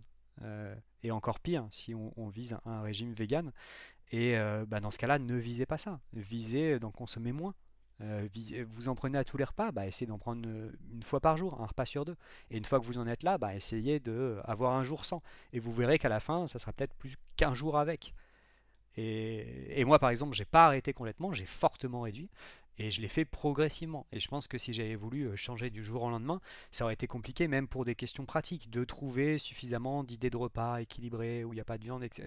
Ça aurait été, tu vois, une grosse barrière à l'entrée. Et je pense que là-dessus, il faut essayer de convaincre progressivement les gens autour de nous, en essayant de pointer du doigt peut-être les trucs qui ont le plus d'impact, hein, parce que s'ils arrêtent Netflix avant les steaks, on va pas avancer très vite, mais dire voilà, sur ça c'est utile de faire un effort. Si ça paraît insurmontable, essayez d'aller doucement. Et puis de montrer aussi comment on fait nous au quotidien et que ça change pas. Que voilà, ma vie se passe très bien, même depuis que je mange moins de viande. Oui, c'est ça, c'est une question sur les éco-gestes, c'est une question d'habitude aussi. C'est une question de ce qui importe, c'est pas, ce sac en plastique, que vous avez pris, ou ce repas, ce voyage, ce trajet, particulier. C'est pas d'être parfait en toutes circonstances, mais c'est les habitudes, et l'impact qu'on peut avoir, sur justement, ces habitudes de consommation, habitudes de vie et dans quelle mesure on peut essayer dans ces habitudes-là de changer 2 ou 3 petits trucs qui font que, beh, en moyenne, on peut arriver à réduire son impact. Et de nouveau, il ne faut pas essayer d'être parfait, et cetera. C'est pas les éco-gestes qui vont nous sauver, mais ça peut être pour moi un moyen de se mettre le pied à l'étrier, de faire quelque chose. Il y a aussi surtout, l'impact qu'on peut avoir sur notre entourage, soit par l'exemple, mais aussi, donc minimalement pour moi et c'est pour ça que quand je visais, les gens qui sont un peu dans un fatalisme, nihilistes comme ça, c'est des gens qui sont convaincus intellectuellement, mais qui vont même jamais en parler, quoi, hein. Qui c'est pas un sujet Mm. peut-être alors je vais pas me faire mon psychologue de comptoir, mais est-ce que c'est parce que, ils ont l'impression qu'ils devraient peut-être, faire quelque chose ou faire plus ou je sais pas. Mais en tout cas, c'est pas un sujet au dîner de famille, aux réunions entre amis et cetera. C'est même pas quelque chose sur lequel, et du coup, C'est enfin des voilà, postures être de cette déni un peu là quand même, non? ouais, ouais, ouais, c'est ça, mais c'est complètement du déni, quoi et donc être cette personne qui ramène, qui met les pieds dans le plat et qui dit: «Et le réchauffement climatique dans cette histoire», quoi. Et t'en as pas marre d'être En plus chiant? ouais, c'est ça, mais après bon, oui, c'est ça, quand tu es identifié, c'est toujours un peu c'est quelque chose qui vient plus naturellement, mais justement, quoi. ça marche d'autant mieux, je pense, quand vous faites ça, quand vous êtes pas un usual suspect. C'est Ouais. sûr que moi, dans ma famille, quand je la ramène comme ça, on va faire: «Et voilà, ça y est, encore Philoxime avec son écologie», mais c'est d'autant je crois que c'est d'autant plus efficace quand vous faites partie de personnes qui n'ont pas l'habitude d'amener ce genre de sujet et qui peuvent convaincre en fait, des personnes de leur entourage en disant ce qu'ils ont vraiment, ce qu'ils pensent et en étant un petit peu plus, ouais, essayer d'être une force de conviction, quoi. Et ouais, moi là, le problème que j'ai, c'est que je suis un peu usual suspect, comme tu dis, et du coup, maintenant je suis dans cette posture où en fait, à chaque fois qu'une personne imagine un truc en lien avec l'environnement, il est là, moi, désolé, j'ai pas acheté bio, et je suis là, mais moi, mon problème, c'est les ressources fossiles, mon gars, hein. Vraiment, c'est ça mon problème, tu vois. Ou alors, moi, je prends mon savon sans emballage, et je suis là, c'est cool, mais c'est pas vraiment l'enjeu, tu vois. Et du coup, ouais, il y a toujours ces interactions, et personnellement, je trouve ça un peu pénible d'être monsieur écologie, donc dans certaines sphères, j'évite. Fafches nous dit, moi, hors ma bulle écolo, c'est pas la priorité, les questions environnementales. Plutôt des personnes qui sont plus en galère financière, par exemple. Euh, c'est vrai que c'est un peu un confort de riche quand même de faire des efforts sur sa consommation. Et les habitudes dures à changer. Et, euh, et c'est là aussi que le changement, hein, on voit que, enfin, croire qu'on va faire évoluer sur les questions environnementales avec un ensemble de gestes individuels et de convictions personnelles, c'est quand même pas mal s'illusionner, quoi. Il y a un moment où la lutte, elle devient politique et ça prend la forme, bah, je sais pas, par exemple, d'interdiction de voitures thermiques neufs en 2035, quoi. Ce levier politique-là, il est absolu et c'est réglé. Il n'y a pas besoin de faire du porte-à-porte pour convaincre les gens qu'il faut arrêter d'en acheter. Ils pourront plus en acheter. C'est Mais et c'est c'est vrai. là-dessus que les personnes comme nous, qui ont le temps de s'en préoccuper et qui ont le temps d'agir, on doit pousser pour avoir ce type de mesures. Sans ça, on s'en sortira pas, quoi. Mmh. Mais c'est vrai quand même qu'il y a quelque chose comme un changement des mentalités à arriver à faire opérer pour que ces changements politiques puissent être légitimes. Tu vois, je pense à l'état, lamentable de la réparabilité de nos objets de consommation et cetera. La culture un peu des trucs jetables et de, «Ça marche plus, je le balance, j'en achète d'autres». Le enfin, il y a tout un tas de tendances dans nos habitudes de consommation qui fait que, on n'a plus l'habitude de prendre soin des choses et on a des objets qui, deviennent de plus en plus obsolètes, de plus en plus vite et cetera. Et donc je soupçonne que même avec des mesures, genre tarification du carbone ou des mesures qui permettraient, hein, de valoriser, le fait de réparer, le fait d'éviter d'acheter du neuf et cetera. Heu, enfin voilà, ces mesures risquent d'être moins, légitimes ou moins acceptées dans une population qui a l'habitude d'acheter du neuf, qui a perdu peut-être, l'habitude de prendre soin de ce qu'il a, de consommer moins et cetera, quoi. Donc je veux dire, il y a un peu des 2, quoi. Il faut Hmm. pas, vouloir être, déjà aujourd'hui, l'homme soutenable, l'homme ou la femme soutenable de de demain, de j'espère très vite. Mais il faut quand même arriver à amener le truc de dire: «Bon, dans ce monde-là, on ne pourra pas juste, continuer à être, dans un consumérisme un consumérisme complètement débridé, qui se pose pas ce genre de questions, quoi». Donc la lutte culturelle et politique, elles se mènent de front parce qu'elles sont interdépendantes, quoi.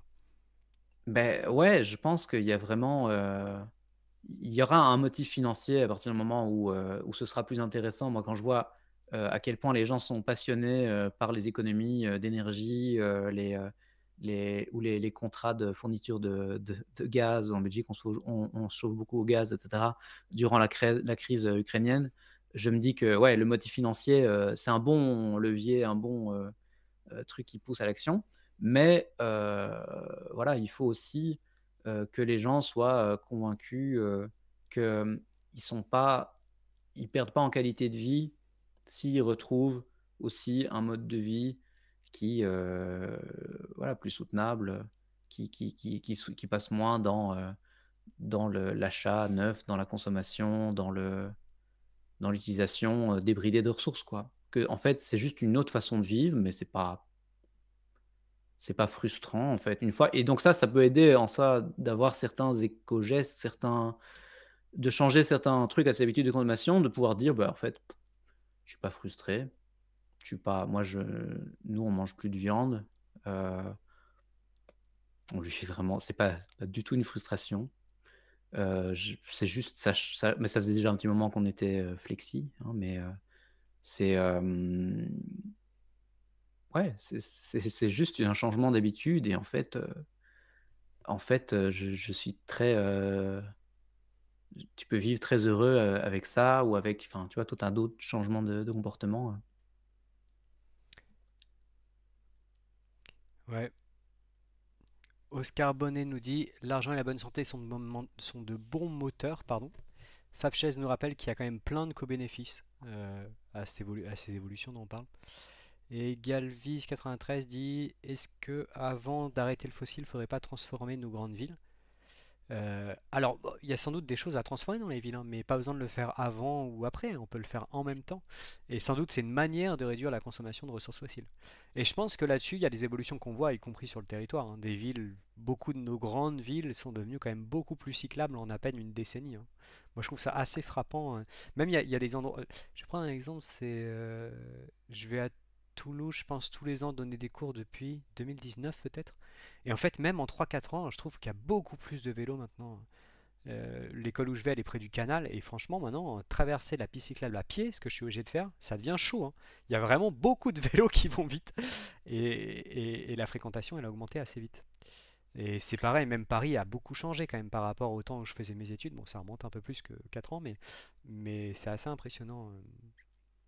Ouais, Bruxelles a pas mal changé aussi ces dernières années, enfin moi je pense qu'il faut se méfier du mécanisme qui consiste à dire: «Avant de faire tel truc, il faut faire tel autre truc». Effectivement, je pense qu'on peut faire plein de choses en même temps et qu'il faut éviter d'avoir un ordre idéal de priorité parce que la vraie vie, le monde politique, voilà, c'est quelque chose de foireux, de bordélique et les choses se passent jamais dans l'ordre idéal qu'on avait conçu et en fait, bah, peut-être qu'on va être forcé de faire les choses pas dans l'ordre, mais c'est comme ça, quoi. Ouais, à Bruxelles, aussi il y a beaucoup plus d'aménagements cyclables et cetera. Il y a eu un gros, un gros plan, du coup qui a pas mal changé la ville ces dernières années et malheureusement on a vu, la une partie de la population voter, pour des partis qui, ont annoncé, qu'ils voulaient revenir en arrière là-dessus et qui veulent, un un retour, de la vraie liberté qui est celle de conduire une automobile évidemment. Et donc voilà, c'est pour ça aussi que moi j'ai cet exemple-là en tête quand je pense aussi changement des mentalités. Il faut arriver à rendre, légitime et acceptable et ces changements qu'on est en train d'essayer qu'on appelle de nos vœux quoi et on est en train d'essayer de faire passer parce que sinon c'est le backlash, et Ouais. donc voilà, il faut D'ailleurs, Clem Butrol nous dit je suis désolé d'être abrupt, mais ça fait vraiment discours d'écolo bobo parisien. Alors que j'habite d'accord, même pas à Paris. Je suis pas très loin, moi mais non bon. plus. Euh, Ouais, alors sortons des discussions sur les éco-gestes. Est-ce que on discute un petit peu, on va voir sur le chat, il y a des gens que ça intéresse. Est-ce que vous voulez discuter un petit peu de vos facteurs d'espoir sur la question du changement climatique? Donc du coup, ça voudrait dire quoi? Ça voudrait dire, en gros, quels sont les facteurs qui vous poussent à croire qu'on peut faire quelque chose? Pourquoi? Pour réduire Ouais. les émissions? Je connais moins l'atténuation, je connais moins l'adaptation. Euh, ça peut être une question pour le chat. Euh, et après, est-ce qu'on leur demandera leur facteur de désespoir aussi, ou ça va devenir trop badant? Ou alors on commence par les facteurs de désespoir Voilà, on commence par les facteurs de désespoir. pour pas couler son live ou alors pour le couler plus vite, je ne sais pas. On peut faire les deux. Mettez espoir et désespoir. Et comme ça, on alterne. Rime le mage nous dit moi, mon facteur d'espoir, c'est vos vidéos à vous deux. Oh, Oh, oh, c'est mignon. C'est gentil. On se sent utile du merci. coup. Est-ce que ça t'arrive de douter de ton utilité en tant que vidéaste? Hem, mmh. question. Pas trop, parce que je me dis mais c'est aussi, les nombres incroyables de personnes qu'on touche. Enfin sur, j'ai plus 42 000 abonnés et cetera, quand tu vois des vidéos qui tu te dis, forcément c'est hit and miss, ça parle pas à tout le monde et il y a des gens à qui, je vais avoir enfin voilà, je vais dire une connerie, ça va les braquer ou j'en sais rien, mais c'est sûr que sur les milliers de personnes qui voient ma vidéo, si je crois à ce que je dis et c'est le cas quand même, oui, j'espère et je crois que ça aura un impact positif, sur un nombre, bien suffisant de personnes pour me contenter, ouais, pour me rassurer complètement si j'ai des doutes sur mon utilité sociale et puis de toute façon, on reçoit tellement enfin je sais pas toi, mais ouais, des commentaires, super sympas comme ça, des torrents d'amour, sous nos vidéos, que ça va. On n'est pas les plus mal lotis, on est même plutôt privilégiés du point de vue de notre, utilité sociale, de par cette exposition et tout de ouais, d'avoir Euh, des témoignages, ok, mais ça me paraît une justification un peu étrange, tu vois. Si je vais voir sous la vidéo du professeur Raoult, par exemple, il a plein de commentaires élogieux. Est-ce que ça veut dire qu'il a un impact positif pour autant? C'est ce que je me dis, hein. oui, Quand je mais lis des commentaires sympas, c'est ce que je me dis. Je vais voir les mêmes sur Raoult ou Aberkan et je me dis, faut que je fasse attention quand même, ils ont un peu les mêmes. c'est vrai, c'est vrai.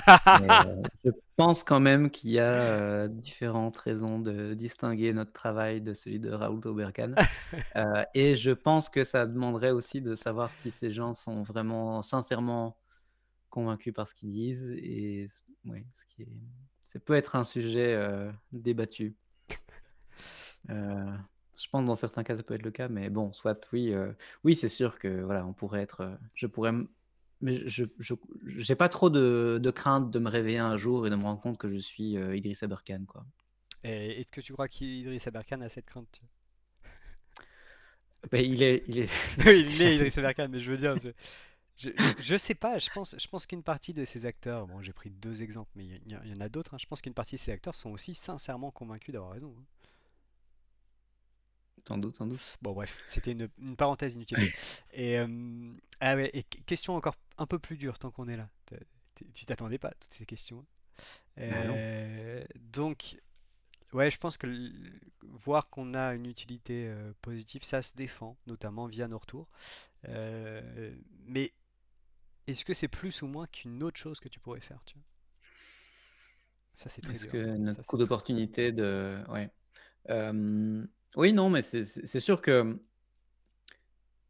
alors là où, j'ai parfois des doutes, c'est sur, parfois les capacités du débat rationnel, la capacité du débat rationnel à résoudre certaines questions, hem et hem et surtout, vu, voilà, notamment l'enjeu des algorithmes de recommandation, l'enjeu du débat public qui est de plus en plus pourri sur certaines questions et cetera et sur lesquelles, enfin, face à des conspis, climato-sceptiques, d'extrême droite, malheureusement, j'ai un peu abandonné, moi, le fait d'essayer de les convaincre, eux. J'espère qu'un jour quelqu'un arrivera à les convaincre, mais moi, j'estime que c'est pas mon et donc, je suis moins optimiste sur, dans certains cas, les capacités du débat rationnel à résoudre certains problèmes. C'est pour ça que, CF, une de mes précédentes vidéos sur la question de l'extrême droite, je suis en faveur de mesures comme le cordon sanitaire qu'on a en Belgique. Je pense qu'il y a des trucs où, on ne doit pas rentrer dans certains débats, tout comme, il ne faut pas commencer à voilà, à revenir, sur le consensus scientifique avec le moindre climato-sceptique. Il ne faut pas commencer à revenir sur, certains fondamentaux du régime démocratique, ou des droits humains ou de l'égalité, entre les hommes, les femmes, et cetera et donc voilà, il y a des trucs sur lesquels je pense qu'il y a des moyens de mettre en place des institutions qui permettent d'éviter une érosion des normes, notamment démocratiques ou du débat public. Et c'est là-dessus qu'il faut mettre nos efforts et pas forcément essayer de convaincre, chaque troll, taré, d'extrême droite, sur Twitter. X. C'est Très pour ça bien. qu'il faut aller sur Blue Sky. Tu veux toucher un mot de Blue Sky parce que t'en parlais un peu dans la vidéo aussi. Et oui, moi C'est j'y vrai. suis. Alors au lieu d'être très peu actif sur Twitter, maintenant en ce moment je suis plutôt très peu actif sur Blue Sky. Voilà. Parce qu'on va dire que je suis pas très présent quand même, mais je m'y suis mis. C'est pas Grâce à mal. toi qui nous a envoyé des packs de démarrage là. C'est ça, le pape de Blue Sky. Tu gratifies Blue Sky de ton inactivité, c'est beau. Et Mais tu as fermé attends, ton attends, compte, non, Xitter? non, non, non, mais je pense pas que je le fermerai. Déjà, je le Ça va supprimerai pas pas. parce que quelqu'un peut le prendre à la place. Puis je Ouais. continuerai de regarder. Mais c'est intéressant parce que j'ai regardé Blue Sky et X. Mmh. Et Blue Sky est quand même beaucoup plus intéressant à lire, hein. T'as moins de bullshit, t'as moins de trucs auxquels tu veux react. Et c'est pas la même population et surtout, c'est pas les mêmes informations, quoi. Ah oui, non, c'est terrible, hein, et puis surtout, tu postes un truc là, tu te retrouves pas direct, avec, 36, trolls, climato-sceptiques, qui viennent te scie lionner là, comme on dit, avec des questions, pseudo-candides, et cetera. Enfin bon, ouais, pour moi, c'est vraiment le jour et la nuit, donc voilà, si vous n'avez pas encore jeté un coup d'œil, venez sur Blue Sky parce qu'il y a plein de en tout cas, donc je sais pas si la grande migration, la grande exode évidemment, j'espère toujours qu'elle aura lieu. Elle n'est pas encore finie, mais en tout cas pour les communautés des vulga francophones, je pense que là, je la j'ai l'impression que le gros, est présent sur Blue Sky. Tout le monde a pas forcément fermé son compte, Xitter, mais là, il y a moyen de, complètement, oublier Xitter. C'est ce que j'ai fait et je m'en porte vraiment pas plus mal. Franchement, commencer sa journée alors déjà commencer sa journée avec les réseaux sociaux, c'est pas conseillé, je pense, mais commencer avec Xitter, c'était C'était dur, hein. terriblement, déprimant et ouais et de voir enfin, il y avait encore, la vidéo du Monde, sur, les l'amplification des tweets d'Elon Musk et cetera. Enfin, de voir que les dés sont pipés, quoi. Que tu te retrouves à crier dans un gueulophone qui est en fait contrôlé par un milliardaire, trumpiste, climato-sceptique, en tout cas de plus en plus climato-sceptique. Hem et qu'en fait, ouais, tu contrôles pas les conditions, dans lesquelles tu t'exprimes et en fait, c'est biaisé contre, le genre de discours que tu veux porter donc pas l'intérêt de continuer à aller crier, Et pour du moulin. Aspenier demande Mastodon, je sais pas si tu as regardé les différentes. Je crois que Léa a fait une vidéo là-dessus, non? Ouais, Lay a fait une vidéo, pour discuter, notamment des architectures décentralisées. Hem le modèle, mastodon, faits divers et tout a des avantages aussi, mais donc je ne vais pas me prétendre de expliquer ça correctement, mais le modèle de Blue Sky, c'est vraiment de décentraliser à chaque fonctionnalité du réseau, quoi. Que ce soit l'appli qui te montre, les messages, de telle ou telle façon, que ce soit, les trucs qui gèrent, le flux et cetera, et donc en fait, ça veut dire qu'il y a vraiment littéralement enfin toute l'appli, tout le réseau sera ultimement, heu, est décentralisable et sera ultimement décentralisé. Pour le moment, tout est décentralisé à part les messages privés. Bon. Mais voilà, après, c'est aussi une question de qu'est-ce qui prend moins. Moi, j'ai un compte sur Piai, sur, Mastodon, mais c'est clair que je vois beaucoup plus gros dynamisme, sur Blue Sky et donc là, je table plus sur, un exode vers Blue Sky. Ok, alors je vais lire un peu le chat quand même, qui nous ont mis quelques facteurs d'espoir et de désespoir. Scolopax25 nous dit si l'interdiction de vente des véhicules thermiques est bien maintenue, c'est une bonne source d'espoir. Donc là, on a une mesure politique, pouf, qui va dans le bon sens. On pourra en ajouter d'autres, hein, je pense qu'on n'en a pas toujours conscience, mais politiquement, il y a quand même des mesures qui sont prises, je sais pas, sur l'efficacité de certains trucs électroménagers, sur l'isolation des bâtiments neufs. Peut-être qu'un jour, on aura des interdictions à la location ou à la vente de bâtiments mal isolés, c'est pas impossible. Interdiction de mettre des chauffages au fioul aujourd'hui, par exemple, dans les habitations. Donc là, c'est des ensembles de mesures politiques vraiment réglementaires assez fortes. Et je peux aussi rapidement souligner qu'il y a des problèmes environnementaux qu'on a réglés comme ça, hein. On a eu des gros problèmes parce qu'on mettait du plomb dans l'essence, hein, qui n'est pas une bonne idée parce que le plomb c'est vraiment toxique. Bah, on n'a plus le droit de vendre de l'essence avec du plomb dedans, hein. C'est comme ça que ça a été réglé. On a désulfuré les Mm. carburants pour lutter contre les pluies acides, hein, qui étaient causées par les émissions de soufre.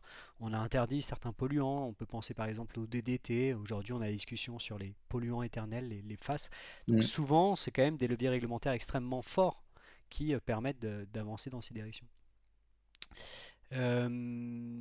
Ti. Mais d'ailleurs, sur cette interdiction des véhicules thermiques, je n'ai pas suivi récemment. J'ai vu qu'il était question à un moment au Parlement européen que certains groupes voulaient revenir, certains pays voulaient revenir Ouais, j'ai pas suivi sur non plus. l'interdiction, mais pour le moment, c'est pas encore, je pense, c'est pas encore le cas. Après, si les exemptions qu'ils arrivent à nous sortir, c'est des trucs genre carburant synthétique et tout, ça va pas changer grand-chose, hein. Mm. Non, mais je pense qu'ils Euh, voulaient avancer la période de révision qui est prévue dans le texte européen pour pouvoir, du coup, soit retarder l'entrée en vigueur, soit. on verra. C'est vrai que 2035, c'est loin. Et c'est pour ça que je pense que c'est important de voir qu'il y a déjà eu des leviers réglementaires. Qu'est-ce que je peux prendre comme exemple bête? Mais même des choses dont on n'a même plus conscience. Euh, euh, je suis pratiquement certain qu'aujourd'hui, des ampoules à filaments sont interdites à la vente. Parce qu'elles sont extrêmement inefficaces. Elles coûteraient un peu moins cher à l'achat.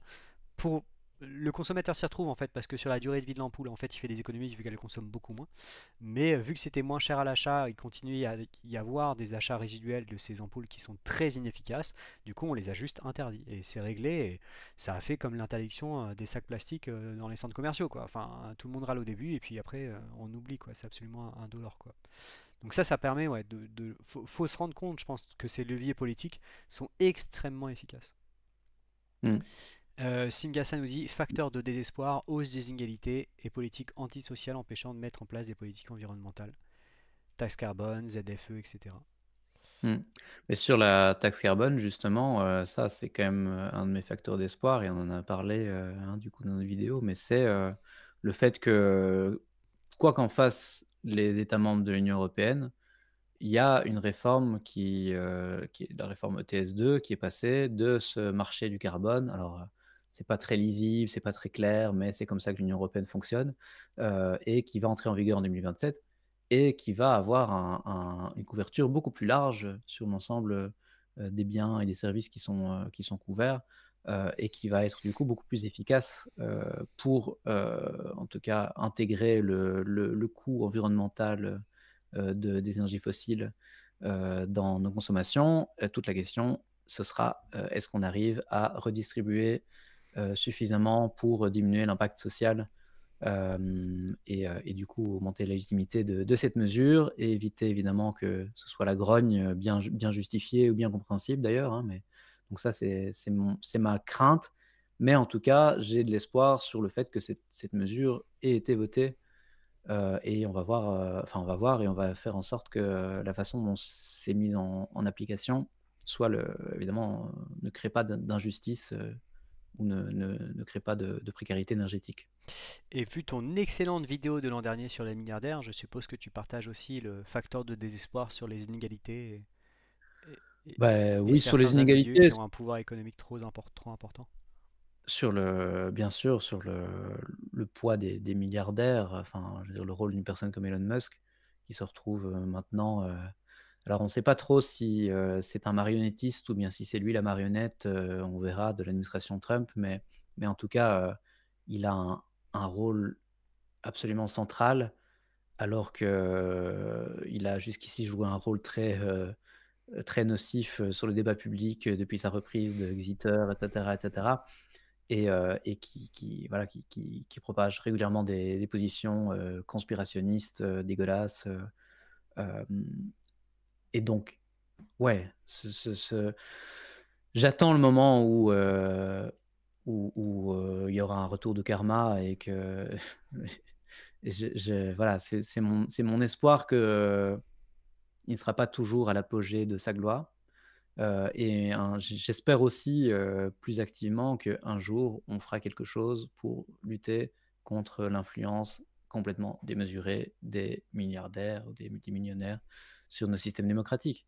Enfin, à un moment, ça va devenir risible. C'est déjà risible, mais enfin, ça va devenir un peu gros là, hein. Heu, Donc allez voir la vidéo de Philoxime sur les milliardaires qui est vraiment excellente. Ah, le travail des collègues d'Osons ont causé aussi en parallèle. Et d'ailleurs, il me merci. semble que sur la vidéo des milliardaires où tu as beaucoup d'arguments hein, sur le fait que qu'un milliardaire a une faillite politique, quelque part, l'existence d'un milliardaire, je crois même pas que tu parles d'écologie. Si? Il n'y a même pas besoin de ça. Heu, ouais, non, mais je le mentionne, mais ouais, il y a pas que ça, quoi. Les plus gros Hem, arguments sont politiques démocratiques en fait. oui, mais parce que, voilà, on aura besoin aussi des leviers démocratiques pour, résoudre, tenter de résoudre les périls, écologiques. Mais, sur les milliardaires, justement, un facteur d'espoir, c'était, quelque chose que j'ai vu, je pense c'était hier, vraiment très récemment dans la presse. Donc, alors c'est une sombre histoire dans la succession de ce cher, Rupert Murdoch, hein, qui, donc est un milliardaire, britannique qui est, à la tête du groupe qui inclut notamment News Corp, Fox News et cetera, énormément de journaux, conservateurs, voire d'extrême droite, aux États-Unis ou ailleurs. Et donc apparemment il y a un conflit qui est c'est très drôle. Le truc, c'est les enfants qui se sont inspirés de, je sais pas si tu as vu la série Succession? Donc il y a eu une série HBO inspirée de la famille Murdoch, en fait, hein, et inspirée exactement de ce truc d'un milliardaire qui a eu, je sais pas combien d'épouses et plein d'enfants. Et la question se pose de comment qui va hériter de l'empire, économique de ce milliardaire et cetera. Et bref, à un moment, il y a un enjeu qui se pose sur, le contrôle que les enfants pourront avoir sur la compagnie. Et c'est apparemment, donc qui passe par un trust et cetera. Et apparemment, c'est en voyant la série que les enfants ont eu l'idée d'intenter un procès qui a conduit à, du coup, remettre en cause les plans que, ce cher Rupert Murdoch avait fait pour, assurer que, son empire tomberait uniquement dans les mains d'un de ses fils qui est, le plus aligné politiquement, avec ses idées d'extrême droite, disons. Hem et donc voilà, du coup, là, le juge a apparemment, créé un truc qui ferait que, pour le moment, si Rupert Murdoch, devait mourir, il ne faut pas souhaiter la mort des gens, mais devait mourir, très rapidement, l ouais, les enfants, il risque pas d'y avoir un contrôle unifié de l'empire médiatique, et ça risque d'être un petit peu la zizanie, ce qui, vu l'impact de l'empire Murdoch, de nouveau l'impact très négatif sur nos démocraties, je pense que c'est quelque chose quand même qu'on peut espérer. Donc voilà, moi quand on peut, quand c'est pas le beau fixe, dans la famille Murdoch, je suis plutôt content. Alors, Galvis 93, facteur de l'espoir, l'augmentation du budget de l'armée. Et on pourrait parler des conflits en cours aussi, hein. Je pense qu'on rejoint ça. John Zoidberg nous dit c'est des résultats comme ça qui me donnent espoir et renvoie vers un lien 10 ans de combat, 162 victoires, la puissance des luttes locales. Bah, ça paraît très bien aussi. Et Fabches dit moi, c'est pas les problématiques climat et autres qui me dépriment, c'est vraiment la tendance post-vérité qui m'inquiète. Il mange Mmh. des chats et des chiens à la télé. Enfin, il mange des chats et des chiens, je l'ai vu à la télé. La dernière partie est terrifiante. Ouais, bah là je rejoins, hein. Moi c'est mon facteur de désespoir principal, notamment vis-à-vis de mon activité, hein, parce que quand on met beaucoup de temps à faire peu de vidéos qui font pas beaucoup de vues et qu'un Thinkerview vous déglingue, enfin raconte n'importe quoi sur les sujets que vous couvrez, c'est vrai que ça fait se poser quelques questions. Et plus globalement, bah, on en a parlé, hein, les questions des algorithmes et d'avoir des discussions et même de de réussir à se mettre d'accord en société sur ce qui est un fait, quoi. Et si on n'arrive plus à faire ça, on peut rien faire de plus, je pense. Je pense que Mmh. c'est vraiment la nécessité première. Si on n'arrive pas à se mettre d'accord sur ce qui est vrai, politiquement, on devient très vite impuissant, quoi. Mmh. Après sur ces trucs-là, je j'ai pas de réponse, finale, mais il y a eu des périodes de l'histoire aussi où la propagande, était très importante dans le débat public. Et aussi où, on était, plus tout à fait au clair, sur, la vérité de tel ou tel élément et cetera. Et c'est possible aussi que, cette alors, on a la difficulté des algorithmes de recommandation, des réseaux sociaux et cetera, mais c'est pas impossible, qu'on arrive à réinsuffler un certain sens de la recherche de la vérité, et cetera, dans le débat public ou de ça passe aussi par des institutions, hein. Les institutions, journalistiques, pour moi, c'est quelque chose d'essentiel. Alors on a de bonnes raisons de critiquer nos médias qui sont insatisfaisants aujourd'hui, et cetera. Mais l'idée d'avoir des gens qui sont payés pour enquêter, ou pour chercher à rapporter de la manière la plus objective, la plus, avec une recherche, de la vérité, et cetera, avec une éthique importante, une déontologie. Enfin, avoir des journalistes, c'est hyper important pour un débat public et il y a pas de problème, mais on ne sait pas comment les financer à l'ère Ouais. d'internet, donc il y a ce genre de trucs, quoi, Et, mais et- je c'est pas exclu qu'on arrive à résoudre ces problèmes. et ça rejoint la question de la post-vérité, qui est aussi une, une forme de défiance généralisée de certaines personnes envers tout, y compris envers les médias. Mmh, Et à ce moment-là, ouais, c'est si on se méfie de tout, bah, on croit n'importe qui. C'est c'est un peu le problème. oui, Sinkasa c'est nous ça. dit facteur d'espoir, peu orthodoxe, je pense, la Chine qui pousse fort sur les technologies bas carbone. Dans une guerre économique, les autres pays vont être obligés d'aller à fond dedans aussi. C'est l'Inflation Reduction Act aux États-Unis, ce qui va accélérer le déploiement. Donc là, ouais, tu en avais parlé un peu dans ta vidéo d'ailleurs, dans les facteurs Mmh. d'espoir de ces questions technologiques. Donc là aussi, on rejoint. Euh, Est-ce qu'il y en a d'autres? Après la bière est partie, mais il a mis en avant Tournesol App comme facteur d'espoir. On en a déjà parlé plusieurs fois ici, donc Bien vous sûr. connaissez probablement. Euh,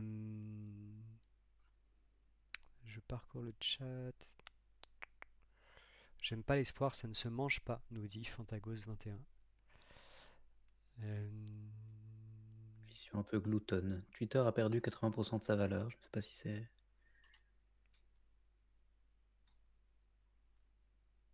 Fabchess demande est-ce que c'était sympa les époques de grosses défauts d'information, etc. que tu as évoquées.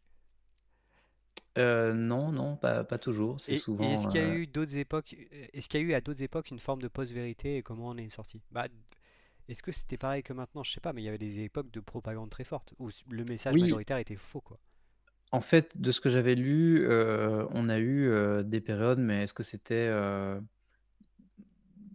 proche, des guerres mondiales, et cetera, où en fait la presse était extrêmement partisane et du coup, tu avais vraiment 2 ou 3 vérités, différentes selon le camp auquel tu appartenais, selon le et donc, on n'imagine pas à quel point, les critiques qu'on peut faire à la presse aujourd'hui, et cetera, à quel point à certaines époques, il y avait vraiment, des vérités, diamétralement opposées qui coexistaient dans l'espace public et on est parvenu à revenir à un certain consensus, un débat public plus apaisé, sur certains sur les faits, et voilà, peut-être qu'aujourd'hui aussi on est, dans une époque où, on est dans une époque d'instabilité, hein, je crois qu'on peut le dire là maintenant.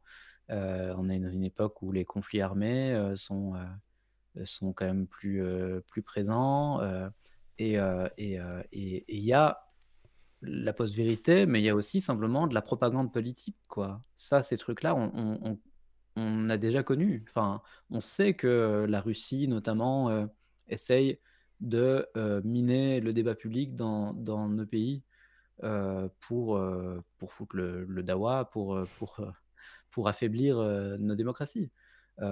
Donc si on arrive et de nouveau, pour moi, c'est important d'arriver à comprendre les causes de la crise de l'information. Hem, Si on arrive à isoler, les différentes causes, des maux qui affectent, notre régime informationnel, je suis persuadé qu'on pourra trouver des moyens d'en sortir, quoi.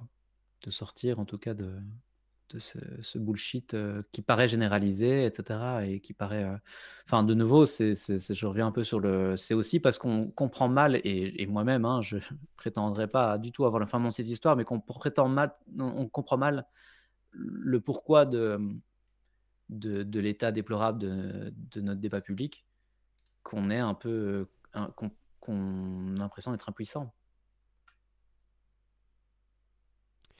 Et ouais. Alors, Louis Pouzin, il a fait un commentaire intéressant. Il disait le cheminement des citoyens pendant la Convention citoyenne pour le climat. m'a fait pleurer de joie personnellement. C'est aussi un facteur d'espoir de voir que euh, finalement ça montre quand même un truc important, ça montre qu'une forme de convergence politique est possible, quoi. Quand on se donne les- enfin ils ont eu la formation pour, mais non, Ouais, enfin, ouais. nous on a fait des vidéos là-dessus, donc on est assez convaincus aussi par cette initiative, même si c'était dommage que Monsieur Macron n'en ait pas fait grand-chose. Ouais. Mais l'initiative J'espérais qu'il ait pas trop abîmé démocratiquement l'idée. et écologiquement était très intéressante, hein.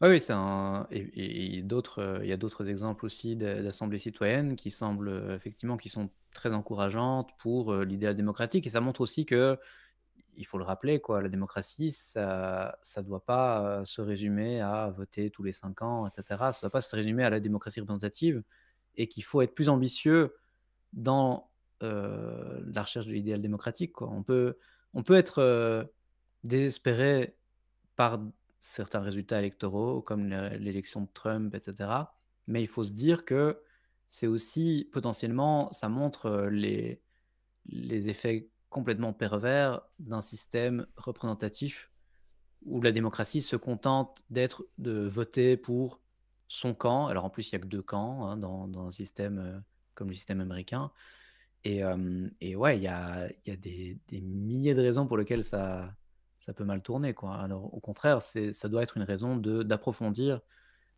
l'idéal démocratique et d'une manière qui soit pas simplement, voilà, qui soit subtile, comme ces idées d'assemblée tirage au sort et cetera. Et du coup, Louis Pouzin te demande si tu as fait ou si tu vas faire une vidéo sur la démocratie liquide.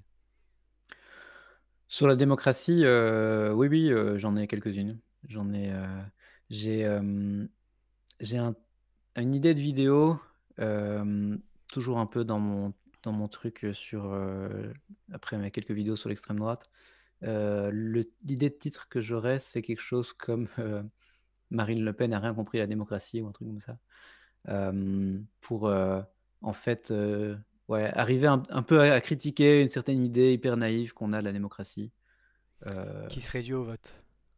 qui serait due au vote ou qui serait due à un peu pour moi, à l'histoire un peu naïve qu'on nous raconte sur, le régime démocratique à l'école Ouais. où en fait, on nous présente une version très, 18e, 19e siècle de la démocratie qui se limite effectivement au vote et qui se limite à la règle, majoritaire, hein. Donc c'est le principe de la majorité l'emporte sur la minorité, puis voilà. Et en fait, entre-temps, nos régimes démocratiques ont quand même sacrément évolué avec, le constitutionnalisme, avec l'état de droit et cetera. Hem, et c'est pas du tout intégré dans le récit qu'on nous apprend, à l'école ou qu'on et il faudrait arriver à trouver des façons de raconter ce régime démocratique très imparfait qu'on a aujourd'hui, pour arriver à l'expliquer et puis surtout approfondir ce régime, quoi. Donc voilà. Euh, Très bien. On va se rapprocher de la fin. Est-ce que dans le chat, il y en a qui ont des idées pour un raid là? Parce que je connais pas trop qui fait quoi à cette heure-là. Donc si vous avez des idées, n'hésitez pas. Sinon, ça sera au hasard. Je crois que j'ai récupéré à peu près tout le chat. Moi, j'ai pas donné mes facteurs d'espoir. C'est vrai ça? Hmm. Je pense que enfin, moi, je continue à penser qu'on n'en fait pas assez sur les questions environnementales et qu'on n'a pas vraiment commencé à mettre en place une action. Et pour autant, il y a des actions qui sont déjà là et qui montrent une efficacité relative, tu vois, même si c'est que des trucs d'amélioration technologique, voire même d'efficacité incrémentale. Et je pense que dans les trucs qui sont pas très connus, il y a quand même le fait que si vous regardez les émissions de gaz à effet de serre par habitant, le maximum dans la majorité des pays développés européens, il a été passé dans les années 70, quoi. Moi, mes grands-parents, ils émettaient plus de gaz à effet de serre que moi, à mon âge. Et ça, je pense que c'est un truc qui est pas assez connu. Et ça permet de se rendre compte qu'il y a des marges d'amélioration, il y a des choses qui se passent, même quand on a l'impression qu'il n'y a rien qui se passe, quoi. Alors, si on continue sur les tendances actuelles, on n'y est pas, il faut accélérer les choses, mais on ne peut pas non plus rester dans une posture de désespoir, qui est que il n'y a rien qui se passe, on fait rien, ça sert à rien, etc. Et donc, je pense que je mettrai en avant ces choses-là, ce que tu as fait un peu en montrant certaines technologies aussi Mmh. et montrer enfin, des choses aussi bêtes de choc pétrolier. On met en place des limites de vitesse sur l'autoroute, ça c'est des évolutions comportementales pour réduire la consommation de carburant, parce que quand vous montez en vitesse, elle augmente quand même significativement. Et ce qu'on a fait sur l'isolation des bâtiments, les premières normes, ça remonte aussi de ces années-là. Et en fait, montrer l'efficacité de ce type de levier politique, qui existe pour une partie depuis longtemps, je pense que c'est quand même un facteur d'espoir. Et ça permet de sortir d'une idée qui serait que on va évoluer à force de morale, de culture et d'évolution de comportement individuel qui se heurte vite à la réalité du monde, quoi. Parce que quand tu as cette vision du monde et que tu essaies de convaincre ton voisin de ne pas acheter un deuxième SUV et qu'il le fait quand même, tu te dis ben, on s'en sortira jamais, quoi. Alors que Mm. si tu te dis une fois qu'on est suffisamment nombreux, on peut mettre en place des politiques euh, qui convainc la majorité, qui mettent des contraintes qui rendent ce type de comportement impossible, ben c'est réglé, quoi. Et ça paraît en fait plus abordable. Et ça m'arrive d'avoir des discussions avec des personnes qui imaginent que c'est plus facile de convaincre tout le monde. Alors que moi, je pense que c'est plus facile de mettre en place ce type d'évolution politique. Évidemment, hein, ça Mm. demande d'avoir une certaine masse critique, hein, je ne vais pas le faire tout seul. Et heureusement, hein, parce qu'il y a plein de gens qui veulent des évolutions qui politiquement me conviennent pas. Mais je Mais pense, ouais, dans les facteurs d'espoir, il y a ce type d'évolution qu'on a déjà mm. constaté, qui permettent aussi de montrer certains leviers d'action actionnables, quoi. Je crois que c'est un bon réflexe aussi quand si on cherche des facteurs d'espoir, c'est de se retourner vers le passé et de regarder le chemin parcouru, dans certains domaines. Et si on regarde, enfin, depuis 10, 20 ans et cetera, ne serait-ce que le statut de la question, écologique, climatique, dans le débat public et cetera. Enfin, C'est on vrai. peut pas dire qu'il n'y a pas eu de l'eau qui a coulé sous les ponts, quoi.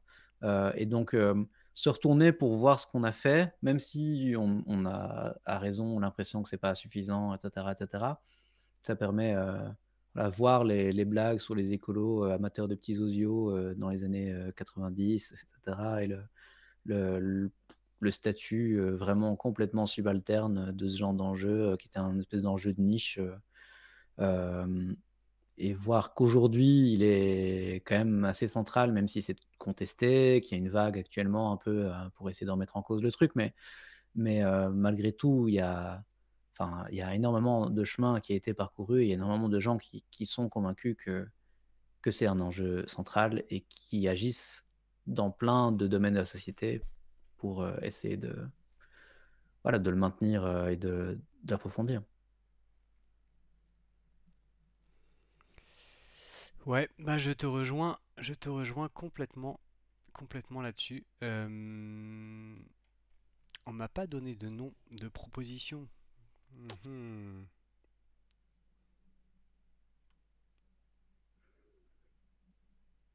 Fabchess nous dit c'est clair qui parlait de véganisme végétarien il y a 20 ans. Je sais pas si tu veux regarder Mmh. un peu le chat, je vais essayer de trouver. Ou sinon je vous envoie. Ah oui, tu cherches toujours où faire ton raid? Ouais, c'est pas facile, hein. Je vais vous envoyer sur France Info, tiens. Je vais vous envoyer C'est sur. dur là, hein, la vie de Twitcher. Ouais.